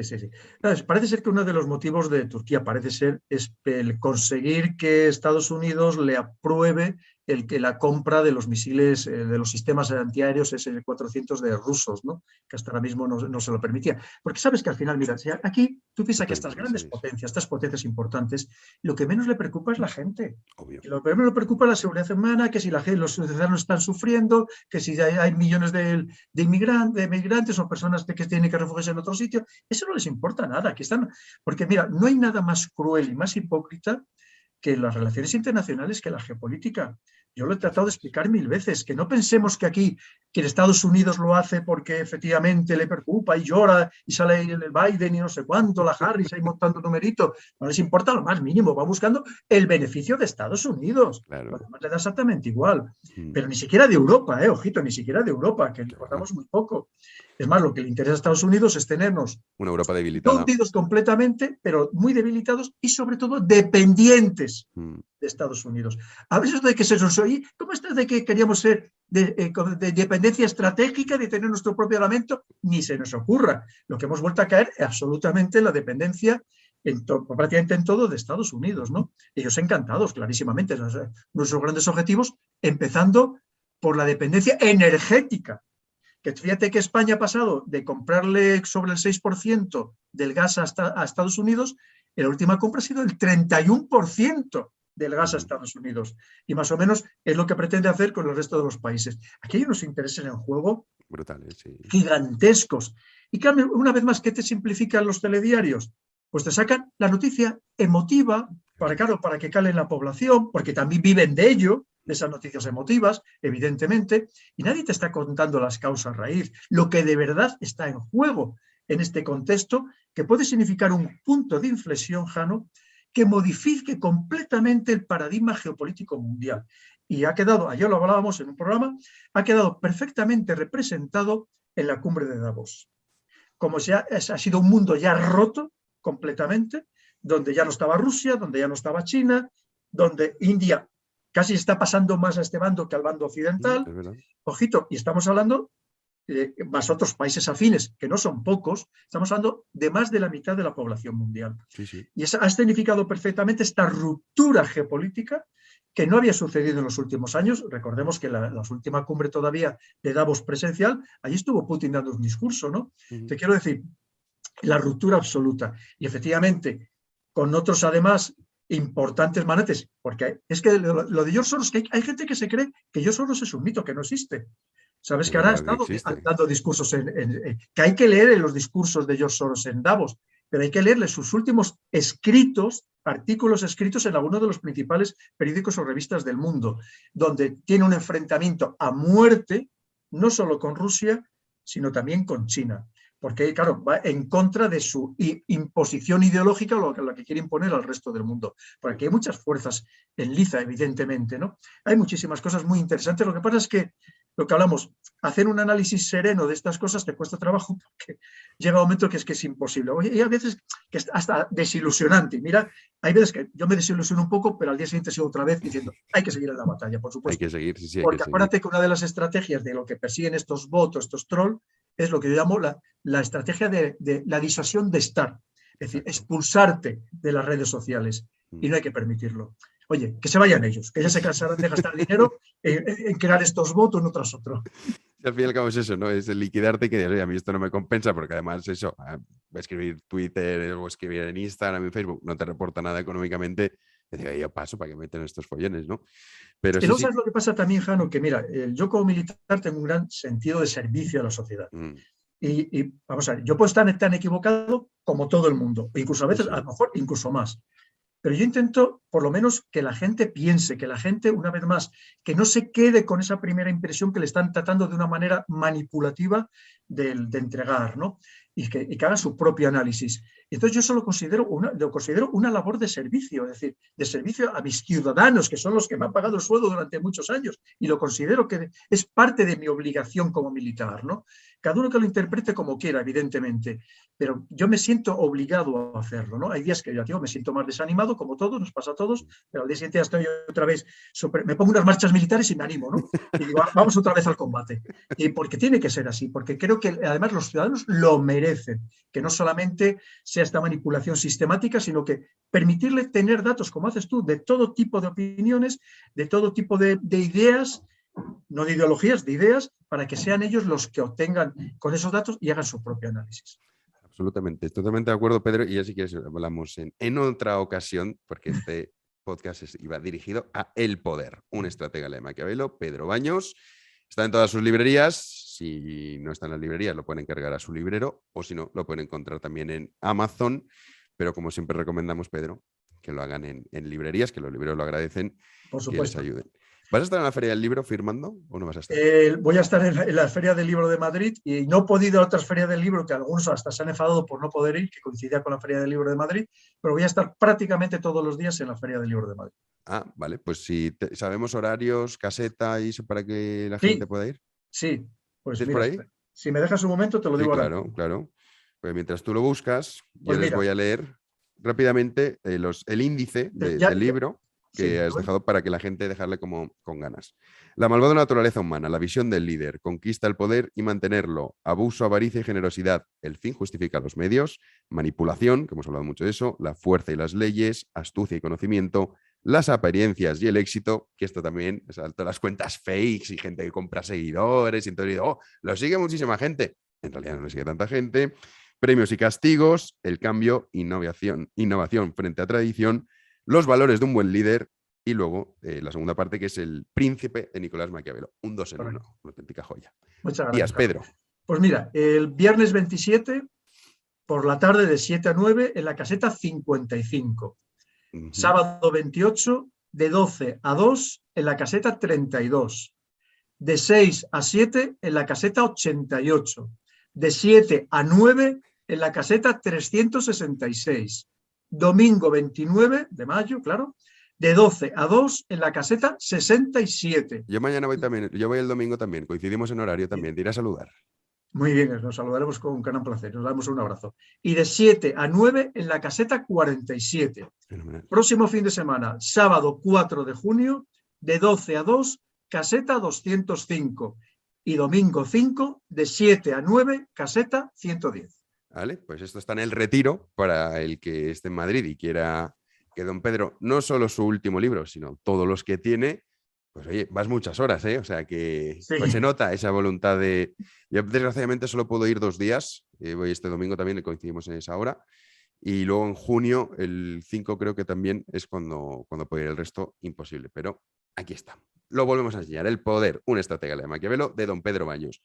Pedro, ha sido un auténtico placer, como siempre, ya lo sabes. Igualmente, que esta es tu Carlos, casa. me ha pasado el tiempo volando, como te decía, he aprendido también cosas contigo, como siempre, Hombre, y además encantado de que charlemos. Siento no poder charlar más contigo, hacer más videoconferencias, precisamente por lo ocupado que estamos los dos, pero sabes que siempre que pueda, encantado de estar a tu disposición. Así es, y sabes que a mí el placer es mutuo, ¿no? El honor de tenerte en este podcast y que siempre, independientemente de lo que pase, de lo que te digan, de las campañas de linchamiento que te hagan, esta siempre será tu casa y siempre tendrás un espacio para poder decir lo que te dé la gana como debe ser. Así que, Pues te lo Pedro, agradezco muchas muchísimo. gracias. Un abrazo fuerte, Un Jano. abrazo. Pues esto nos contó nuestro querido don Pedro Baños. Ya saben, este espacio siempre, y por eso se llama Libertad, recibimos a gente con todo tipo de ideas y eso no va a cambiar. Y cuanto más linchen a don Pedro, más veces lo traeremos aquí. Su último libro, El poder, un estratega lee a Maquiavelo, totalmente recomendable porque, como saben, incorpora El Príncipe, así que les recomiendo que se hagan con un ejemplar. Vamos a ir con las preguntas que lo prometí la semana pasada de los patronos, miembros del canal de YouTube y suscriptores de iVoox para responder preguntas que he recibido en estas últimas semanas. Ya saben, tienen un teléfono móvil a su disposición, los que en definitiva permiten que este programa vea la luz y podamos escuchar a invitados como Pedro y a otros tantos que nos dejan reflexiones muy interesantes. Los patronos preguntan. Buenos días, Jano. Quería saber tu opinión al respecto de la permisividad o la prohibición de prendas como el burka o el burkini, ya que acabo de leer un titular en tu periódico El Liberal y la consiguiente noticia de que en Francia se prohibió en 2016 y ahora alguna ciudad lo está volviendo a aprobar. Gracias. Pues muchísimas gracias por la pregunta. En primer lugar, hablando de esto, ¿no? Se escucha, el liberal no es mío. Ojalá, ojalá lo fuese, pero no lo es. Soy un empleado, igual que cualquier director de periódico, y que mañana, o ahora mismo, mientras hago este podcast, puedo recibir una llamada: Jano, mañana no vengas, que ya no lo eres, y hasta aquí hemos llegado. Que es lo mismo pues, que le ha pasado ahora a Francisco Rosell en El Mundo y que le puede pasar a Joaquín Manso, que es el nuevo director del Mundo, que en definitiva son, pues bueno, trabajadores que en un momento están trabajando como directores, pero que desde luego no son los dueños del periódico. Respecto a la noticia del burkini, es cierto que en este caso fue la localidad de Grenoble que aprobó que el burkini se pudiese utilizar en piscinas públicas. Y aquí hay un debate y muchas veces los liberales dicen, no, está bien, ¿no? Porque claro, si una mujer quiere cubrirse de arriba abajo, pues debe tener derecho a hacerlo y por qué no poder utilizar el burkini. La cuestión es, ¿esas mujeres tienen posibilidad de escoger? La respuesta es evidente, no. Por lo tanto, lo que estamos viendo es que el uso del burkini atenta directamente, principalmente, contra los derechos de las mujeres. Y lo que es muy curioso es observar cómo los que son partidarios, en muchas ocasiones, de estas tradiciones por parte del Islam, en este caso, de tapar a las mujeres de arriba abajo, luego son los mismos que se dan golpes en el pecho y que se hacen y se autodenominan feministas. En fin, no deja de ser cuanto menos curioso. Por lo tanto, mi opinión es que estoy radicalmente en contra del uso del burkini o como lo quieran llamar. ¿Y por qué? Porque nosotros en Occidente, por suerte, y nos ha costado mucho, y somos una excepción dentro de lo que es el mundo, Muchas veces, claro, nosotros hacemos los análisis pensando en dónde estamos, dónde vivimos o los países de nuestro entorno. Nosotros somos, en cuanto a los europeos se refiere, un 7% de la población mundial. Un 7%. Realmente lo que nosotros vivimos en Occidente y esos valores occidentales que estamos nosotros mismos aniquilando son una excepción. Y aquí, con el paso de los años y de los siglos, nosotros no tapamos a las mujeres, ni les imponemos un código de vestimenta. Y el que quiera un código de vestimenta, que no lo busque en Occidente.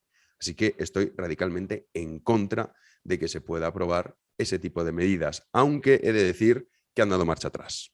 También la ha salido antes de ayer, publicado, en el Liberal lo pueden encontrar, que claro, se montó un revuelo de, pero bueno, ¿esto qué es?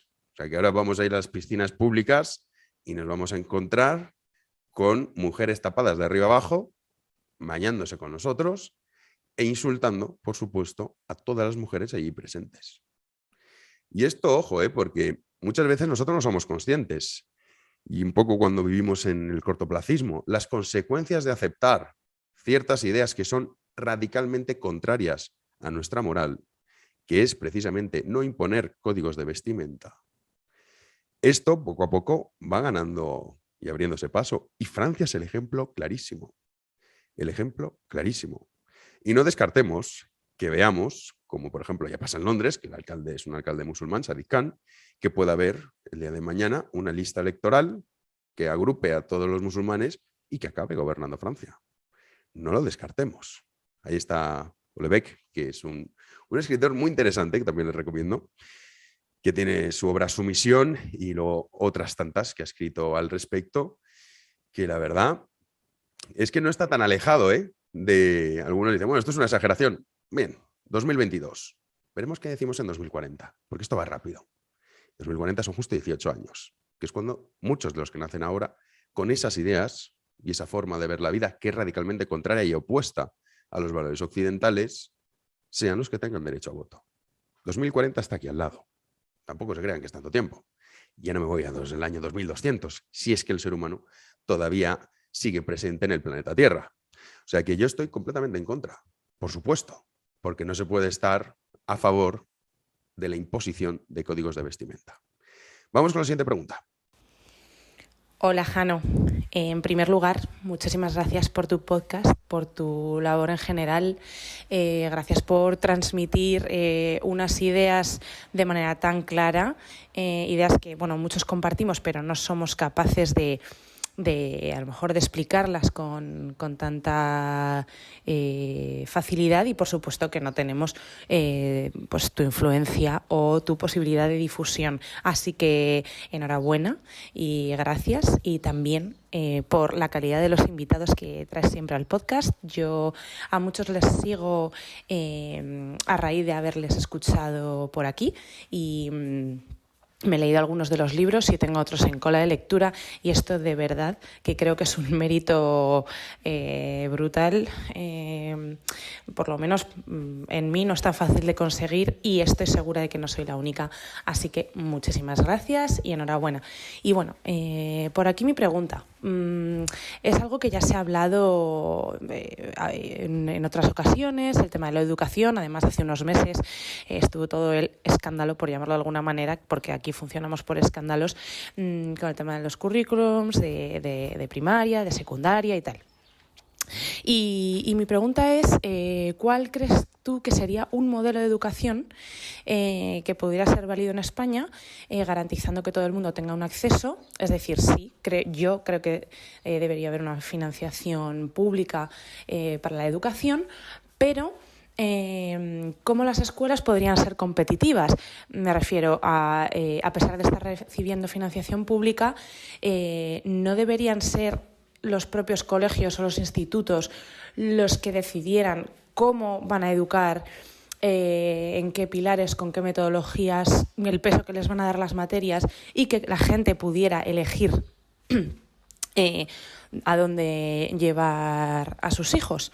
Es que no veo incompatible el hecho de una financiación pública o semipública con esa manera de llevarlo a cabo, y que no tenga que ser a golpe de ley que sea el gobierno el que tenga que decir lo que se tiene y cómo se tiene que estudiar en las escuelas, ¿no?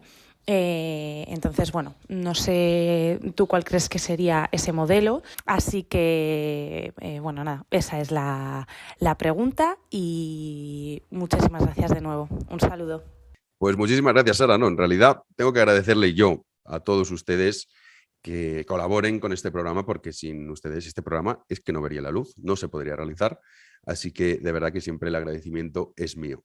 Respecto a la educación, aquí existe un concepto que primero hay que eliminarlo, y es cómo va a poder estudiar la gente si no es el Estado el que vela por la educación. Supongamos, si pongo dos ejemplos muy claros, lo principal, ¿no?, que es cuáles son nuestras necesidades más básicas, incluso antes que aprender a leer y escribir. En primer lugar, alimentarnos. Ese argumento, dicen, pero ¿cómo van a educarse los que no tienen recursos económicos o tienen menos recursos económicos si no está ahí el Estado? Planteemos la cuestión de la alimentación, por ejemplo. O sea, el argumento sería, ¿cómo nos vamos a alimentar si no es el Estado el que nos otorga la comida? ¿Cuántos supermercados públicos conoce? Ninguno. Y son la mayoría privados. Y la gente se alimenta. Y precisamente a raíz de esa competencia, el ejemplo de Mercadona es clarísimo. Conforme Mercadona fue cogiendo auge, lo que provocó es que supermercados como el Corte Inglés tuviese que bajar los precios. Y ahora todo el mundo, y parecería, en fin, algo surrealista, que nos dijera, no, hay algunos que sí que tienen esta idea, los supermercados tienen que ser públicos, porque ¿cómo nos vamos a alimentar si no? ¿Cómo? O la ropa. Tan estúpido sería ese argumento de decir, ¿cómo nos vamos a vestir si no es el Estado el que nos proporciona la ropa? ¿Conoce usted alguna tienda pública que venda ropa? No, ninguna. No hay. En España, en otros países sí, pero en España no. En otros países es cierto que esto ocurre, que precisamente muy bien no les va, ¿eh? Pero ¿necesitamos que el Estado? No. Y luego, pues tienes tiendas más caras y más baratas. ¿Y hay algún problema? No hay ningún problema. Todos vamos vestidos por la calle. Unos se gastan más dinero, se gastan menos. Unos tienen ropa de mayor calidad, de menor calidad. Pues esto es exactamente lo mismo. O sea, la cuestión de la educación realmente es, vamos a ver, ¿podrían estudiar las personas con menos poder adquisitivo? La respuesta es sí. ¿Por qué? Porque conforme hubiese una enorme cantidad de colegios y de universidades privadas, los precios bajarían. Y esa propia competencia, igual que entramos en una tienda y gastamos 20 euros en una camiseta o 10, o puedes gastarte 200 euros si te apetece, lo mismo ocurriría con las universidades y los colegios. La diferencia sería la calidad. Es decir, habría universidades que tendrían mayor calidad porque formarían mejor a sus alumnos, y colegios. Y algunos dicen, ya, pero es que entonces eso es injusto porque el que tiene más poder adquisitivo puede educar mejor a sus hijos. Realmente no sería así. De hecho, esto es muy curioso, ¿no? Porque parece que si es el Estado, como pasa ahora en España, las universidades públicas y demás, la educación es mejor. Realmente no. De hecho, no hay ni una sola universidad española entre las 100 mejores, y el nivel educativo en España es deplorable. Esto, que algunos pueden decir, bueno, pero Singapur, por poner un ejemplo, ¿no? O en otros países que sí que tienen, China también, que está muchas veces liderando los rankings educativos. La diferencia es que han tenido la fortuna de que en un momento determinado había un gobernante que sí que está dispuesto a que la población reciba una educación de calidad. Luego podríamos entrar en otro debate si ese sería el camino o no. Pero es que entonces tú estás en manos de que el gobernante de turno, y con escasísimas excepciones lo vas a encontrar, esté dispuesto a educar e instruir a la población. Y lo que vemos es que la mayoría lo que quiere es adoctrinar. Pasa con este gobierno, pasa con el anterior, pasará con el que venga, siempre y cuando el poder estatal y el poder político, a través del Estado, tenga la capacidad de decirnos qué debemos estudiar, cómo lo tenemos que estudiar y qué materias deben ser aprendidas. Entonces, desde este punto de vista, lo que busca una educación mejor sería que exista una gran competencia. Y si existe una gran competencia, el nivel aumentará. Y las personas con menos poder adquisitivo, que por supuesto que las habrá, también pasa con la cuestión de la alimentación, ¿eh? Hay gente que desgraciadamente no tiene para comer. Bueno, ahí es donde tiene que entrar el uso de esos impuestos que pagamos para precisamente ayudar a esas personas. Y esto tiene un nombre en el caso de la educación que se llama cheque escolar. Y es un cheque escolar, decir, oiga, su declaración de la renta no llega a X miles de euros. Tome, aquí tiene un cheque escolar para que usted pueda escolarizar a su hijo. Y en las universidades, si uno es bueno, y eso es lo que es justo, si una persona es muy buena, pues no se preocupe que las universidades lucharán por tener a su hijo en una gran universidad. Pero aquí el problema es que hemos confundido todo, ¿no? Y que hemos dado por hecho que es justo que la persona que es brillante y que estudia y se esfuerza tenga el mismo título universitario que el que no estudia y no se esfuerza. Y esto es lo que no puede ser. Y que valgan lo mismo. Hemos acabado la misma carrera en 5 años, unos con unas notas estupendas y el otro que no. El mismo título. Luego, evidentemente, con el paso de los años, unos llegan lejos y otros no. Pero eso lo que hace es devaluar y castigar a la persona que tiene talento. O sea, es la mediocridad aplastando a la gente que es brillante. Y eso, desde luego, que no es justo. Y además, repito, el nivel educativo en España es el que es. Y, por supuesto, si la educación está en manos del Estado, el poder político se va a aprovechar de ello y va a adoctrinarlo en una dirección. Y es en la dirección de que luego deposite la papeleta de turno que le beneficie. Solo hay que ver lo que ocurre en la mayoría de universidades. Y realmente, si uno tiene una gran cantidad de universidades y colegios privados, los precios bajarían, solamente por eso, y luego existe el cheque escolar. Es lo mismo, es como decimos, bueno, vamos a hacer que ahora todos los alimentos los dé el Estado, o la ropa, que nos vista el Estado, porque si no, ¿cómo nos vamos a vestir? Pues no, unos consiguen vestirse con mejores calidades o, en fin, no se gastan ya ni siquiera calidades, a veces por la marquita, pues pagas una fortuna. Yo, pues bueno, en mi caso la ropa pues no me interesa mucho y bien lo saben ustedes, siempre me con este jersey que tengo 8 exactamente iguales y que cuesta 30 euros. Porque me da igual la ropa, no me gasto dinero en ropa, no me gusta y me da exactamente igual. Hay gente que no, que le gusta, oye, gastarse sus ahorros en ropa y está muy bien. Pero no hay ningún problema, todos nos vestimos. No ves a gente desnuda por la calle porque el Estado no ha dado ropa. Y a la gente que lo necesita, ahí es donde sí que debe entrar en esas excepciones el Estado, pero no para decirle, y ahora le voy a educar yo. No. Para permitir que esa persona pueda escoger dónde quiere ser educada. O sea que realmente, por supuesto que se podría hacer, porque si no lo que estás es, pues bueno, en manos del gobernante X y a ver si tienes la suerte de que justo esté dispuesto a dar una buena educación al pueblo. Que ya les digo que eso ocurre en escasas excepciones. Y vamos con la última pregunta. En este caso me la hace Alex. Me dice, hola Jano, gracias por el programa. Este mes de mayo estoy yendo mucho a los toros a las ventas. Es una tradición que me gusta mucho. Sé que a ti también te gusta y que eres férreo defensor de los toros, pero nunca he escuchado largo y tendido tus argumentos. Me gustaría saberlos. Muchísimas gracias. Pues muchísimas gracias a ti, Alex. Y sí, ciertamente, bueno, ya lo saben ustedes, a mí no es que me gusten las corridas de toros, sino es que me apasionan. No hay nada que me guste más. Y por supuesto, voy a San Isidro, estoy abonado en las ventas y todas las tardes, excepto hay alguna que no puedo por motivos de trabajo, estoy allí. Y la verdad es que a mí las corridas de toros, a diferencia de, por ejemplo, no me gustan los festejos de los correbous o otro tipo de festejos, tampoco voy a las de rejones, lo he de decir, reconozco el mérito, pero no me gustan, solo me gustan las corridas de toros. Y la verdad es que a mí, si me preguntan muchas veces, me dicen, bueno, pero ¿cómo justificas o cómo te defiendes de los ataques? Y es que esto es muy sencillo. Aquí hay una cuestión y es, hay gente que, y lo comprendo, que ve el espectáculo de las corridas de toros y simplemente se queda en lo superficial y es, han matado al toro y hay un animal que está muriendo. Si uno pregunta a los 25.000 que cada tarde llenamos las ventas, ¿a qué vamos? No va a haber ni uno solo que le vaya a responder que vamos a ver cómo matan a un toro. Porque no vamos a eso. De hecho, el principal protagonista de la fiesta es el toro bravo. De hecho, cualquiera que haya tenido cierto interés por conocer lo que es el mundo de las corridas de toros y la tauromaquia, sabrá que el respeto que se le otorga al toro por parte de los aficionados taurinos es espectacular. ¿Y qué es la gran figura? Evidentemente, es un espectáculo que podemos decir es sangriento. Sí, porque en definitiva, cuando uno va a la plaza, va a ver cómo los toreros se están jugando la vida y pueden perderla. Por supuesto que pueden perderla. Puedes salir de la plaza diciendo, hoy he visto morir a un torero.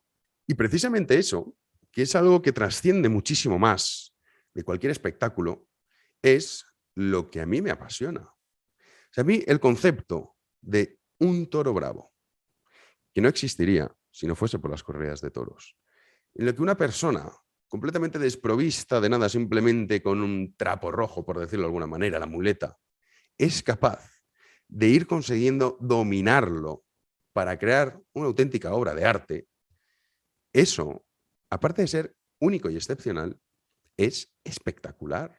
Cuando uno lo analiza, y sobre todo eso se observa mucho en las ganaderías, como cada toro tiene pues una lidia diferente, porque las ganaderías entre sí son diferentes, aunque es verdad que esta feria está siendo, en fin, bastante dura en cuanto a eso se refiere, porque está siendo terrorífica. Pero esa conexión animal-humano, esa conexión tan necesaria, tanto que el ser humano como el animal estén bien, que el toro sea bravo, que esté dispuesto a morir con bravura y el torero esté dispuesto a arriesgar su vida para poder crear un espectáculo mágico, esa combinación animal-ser humano solo se ve en las corridas de toros. Y de hecho, muchas veces cuando hay un buen toro, al toro se le da la vuelta al ruedo y todo el mundo le aplaude. Yo no conozco a ningún animal que se le reconozca de esa manera, que 25.000 personas lo aplaudan.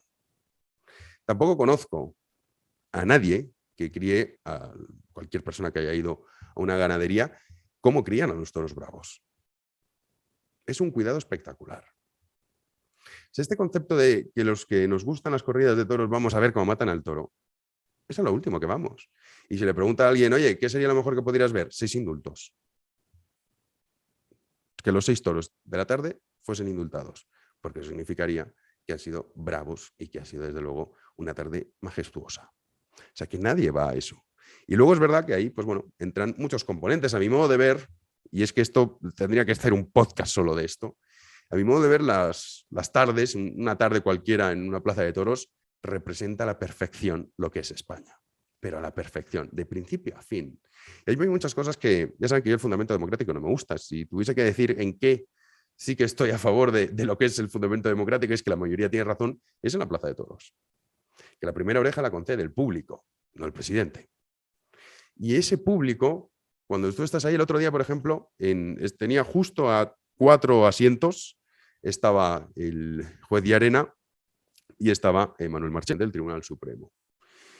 Y al lado, cualquier persona que en un momento determinado había comprado la entrada y que puede dedicarse a lo que sea. Bueno, pues vale exactamente lo mismo la petición de oreja del Tribunal Supremo que esa persona que a lo mejor, pues yo qué sé, trabaja en cualquier trabajo que ustedes quieran pensar. Y eso es realmente espectacular. Y cómo el presidente tiene que obedecer a lo que dice en ese momento el pueblo. Y cómo en esa tarde, que esto muchas veces ocurre, pasas de la bronca, de pitar a los toreros, al éxito, a la euforia y al júbilo en cuestión de minutos. Eso también es muy español, del amor al odio y del odio al amor. Esto ocurre.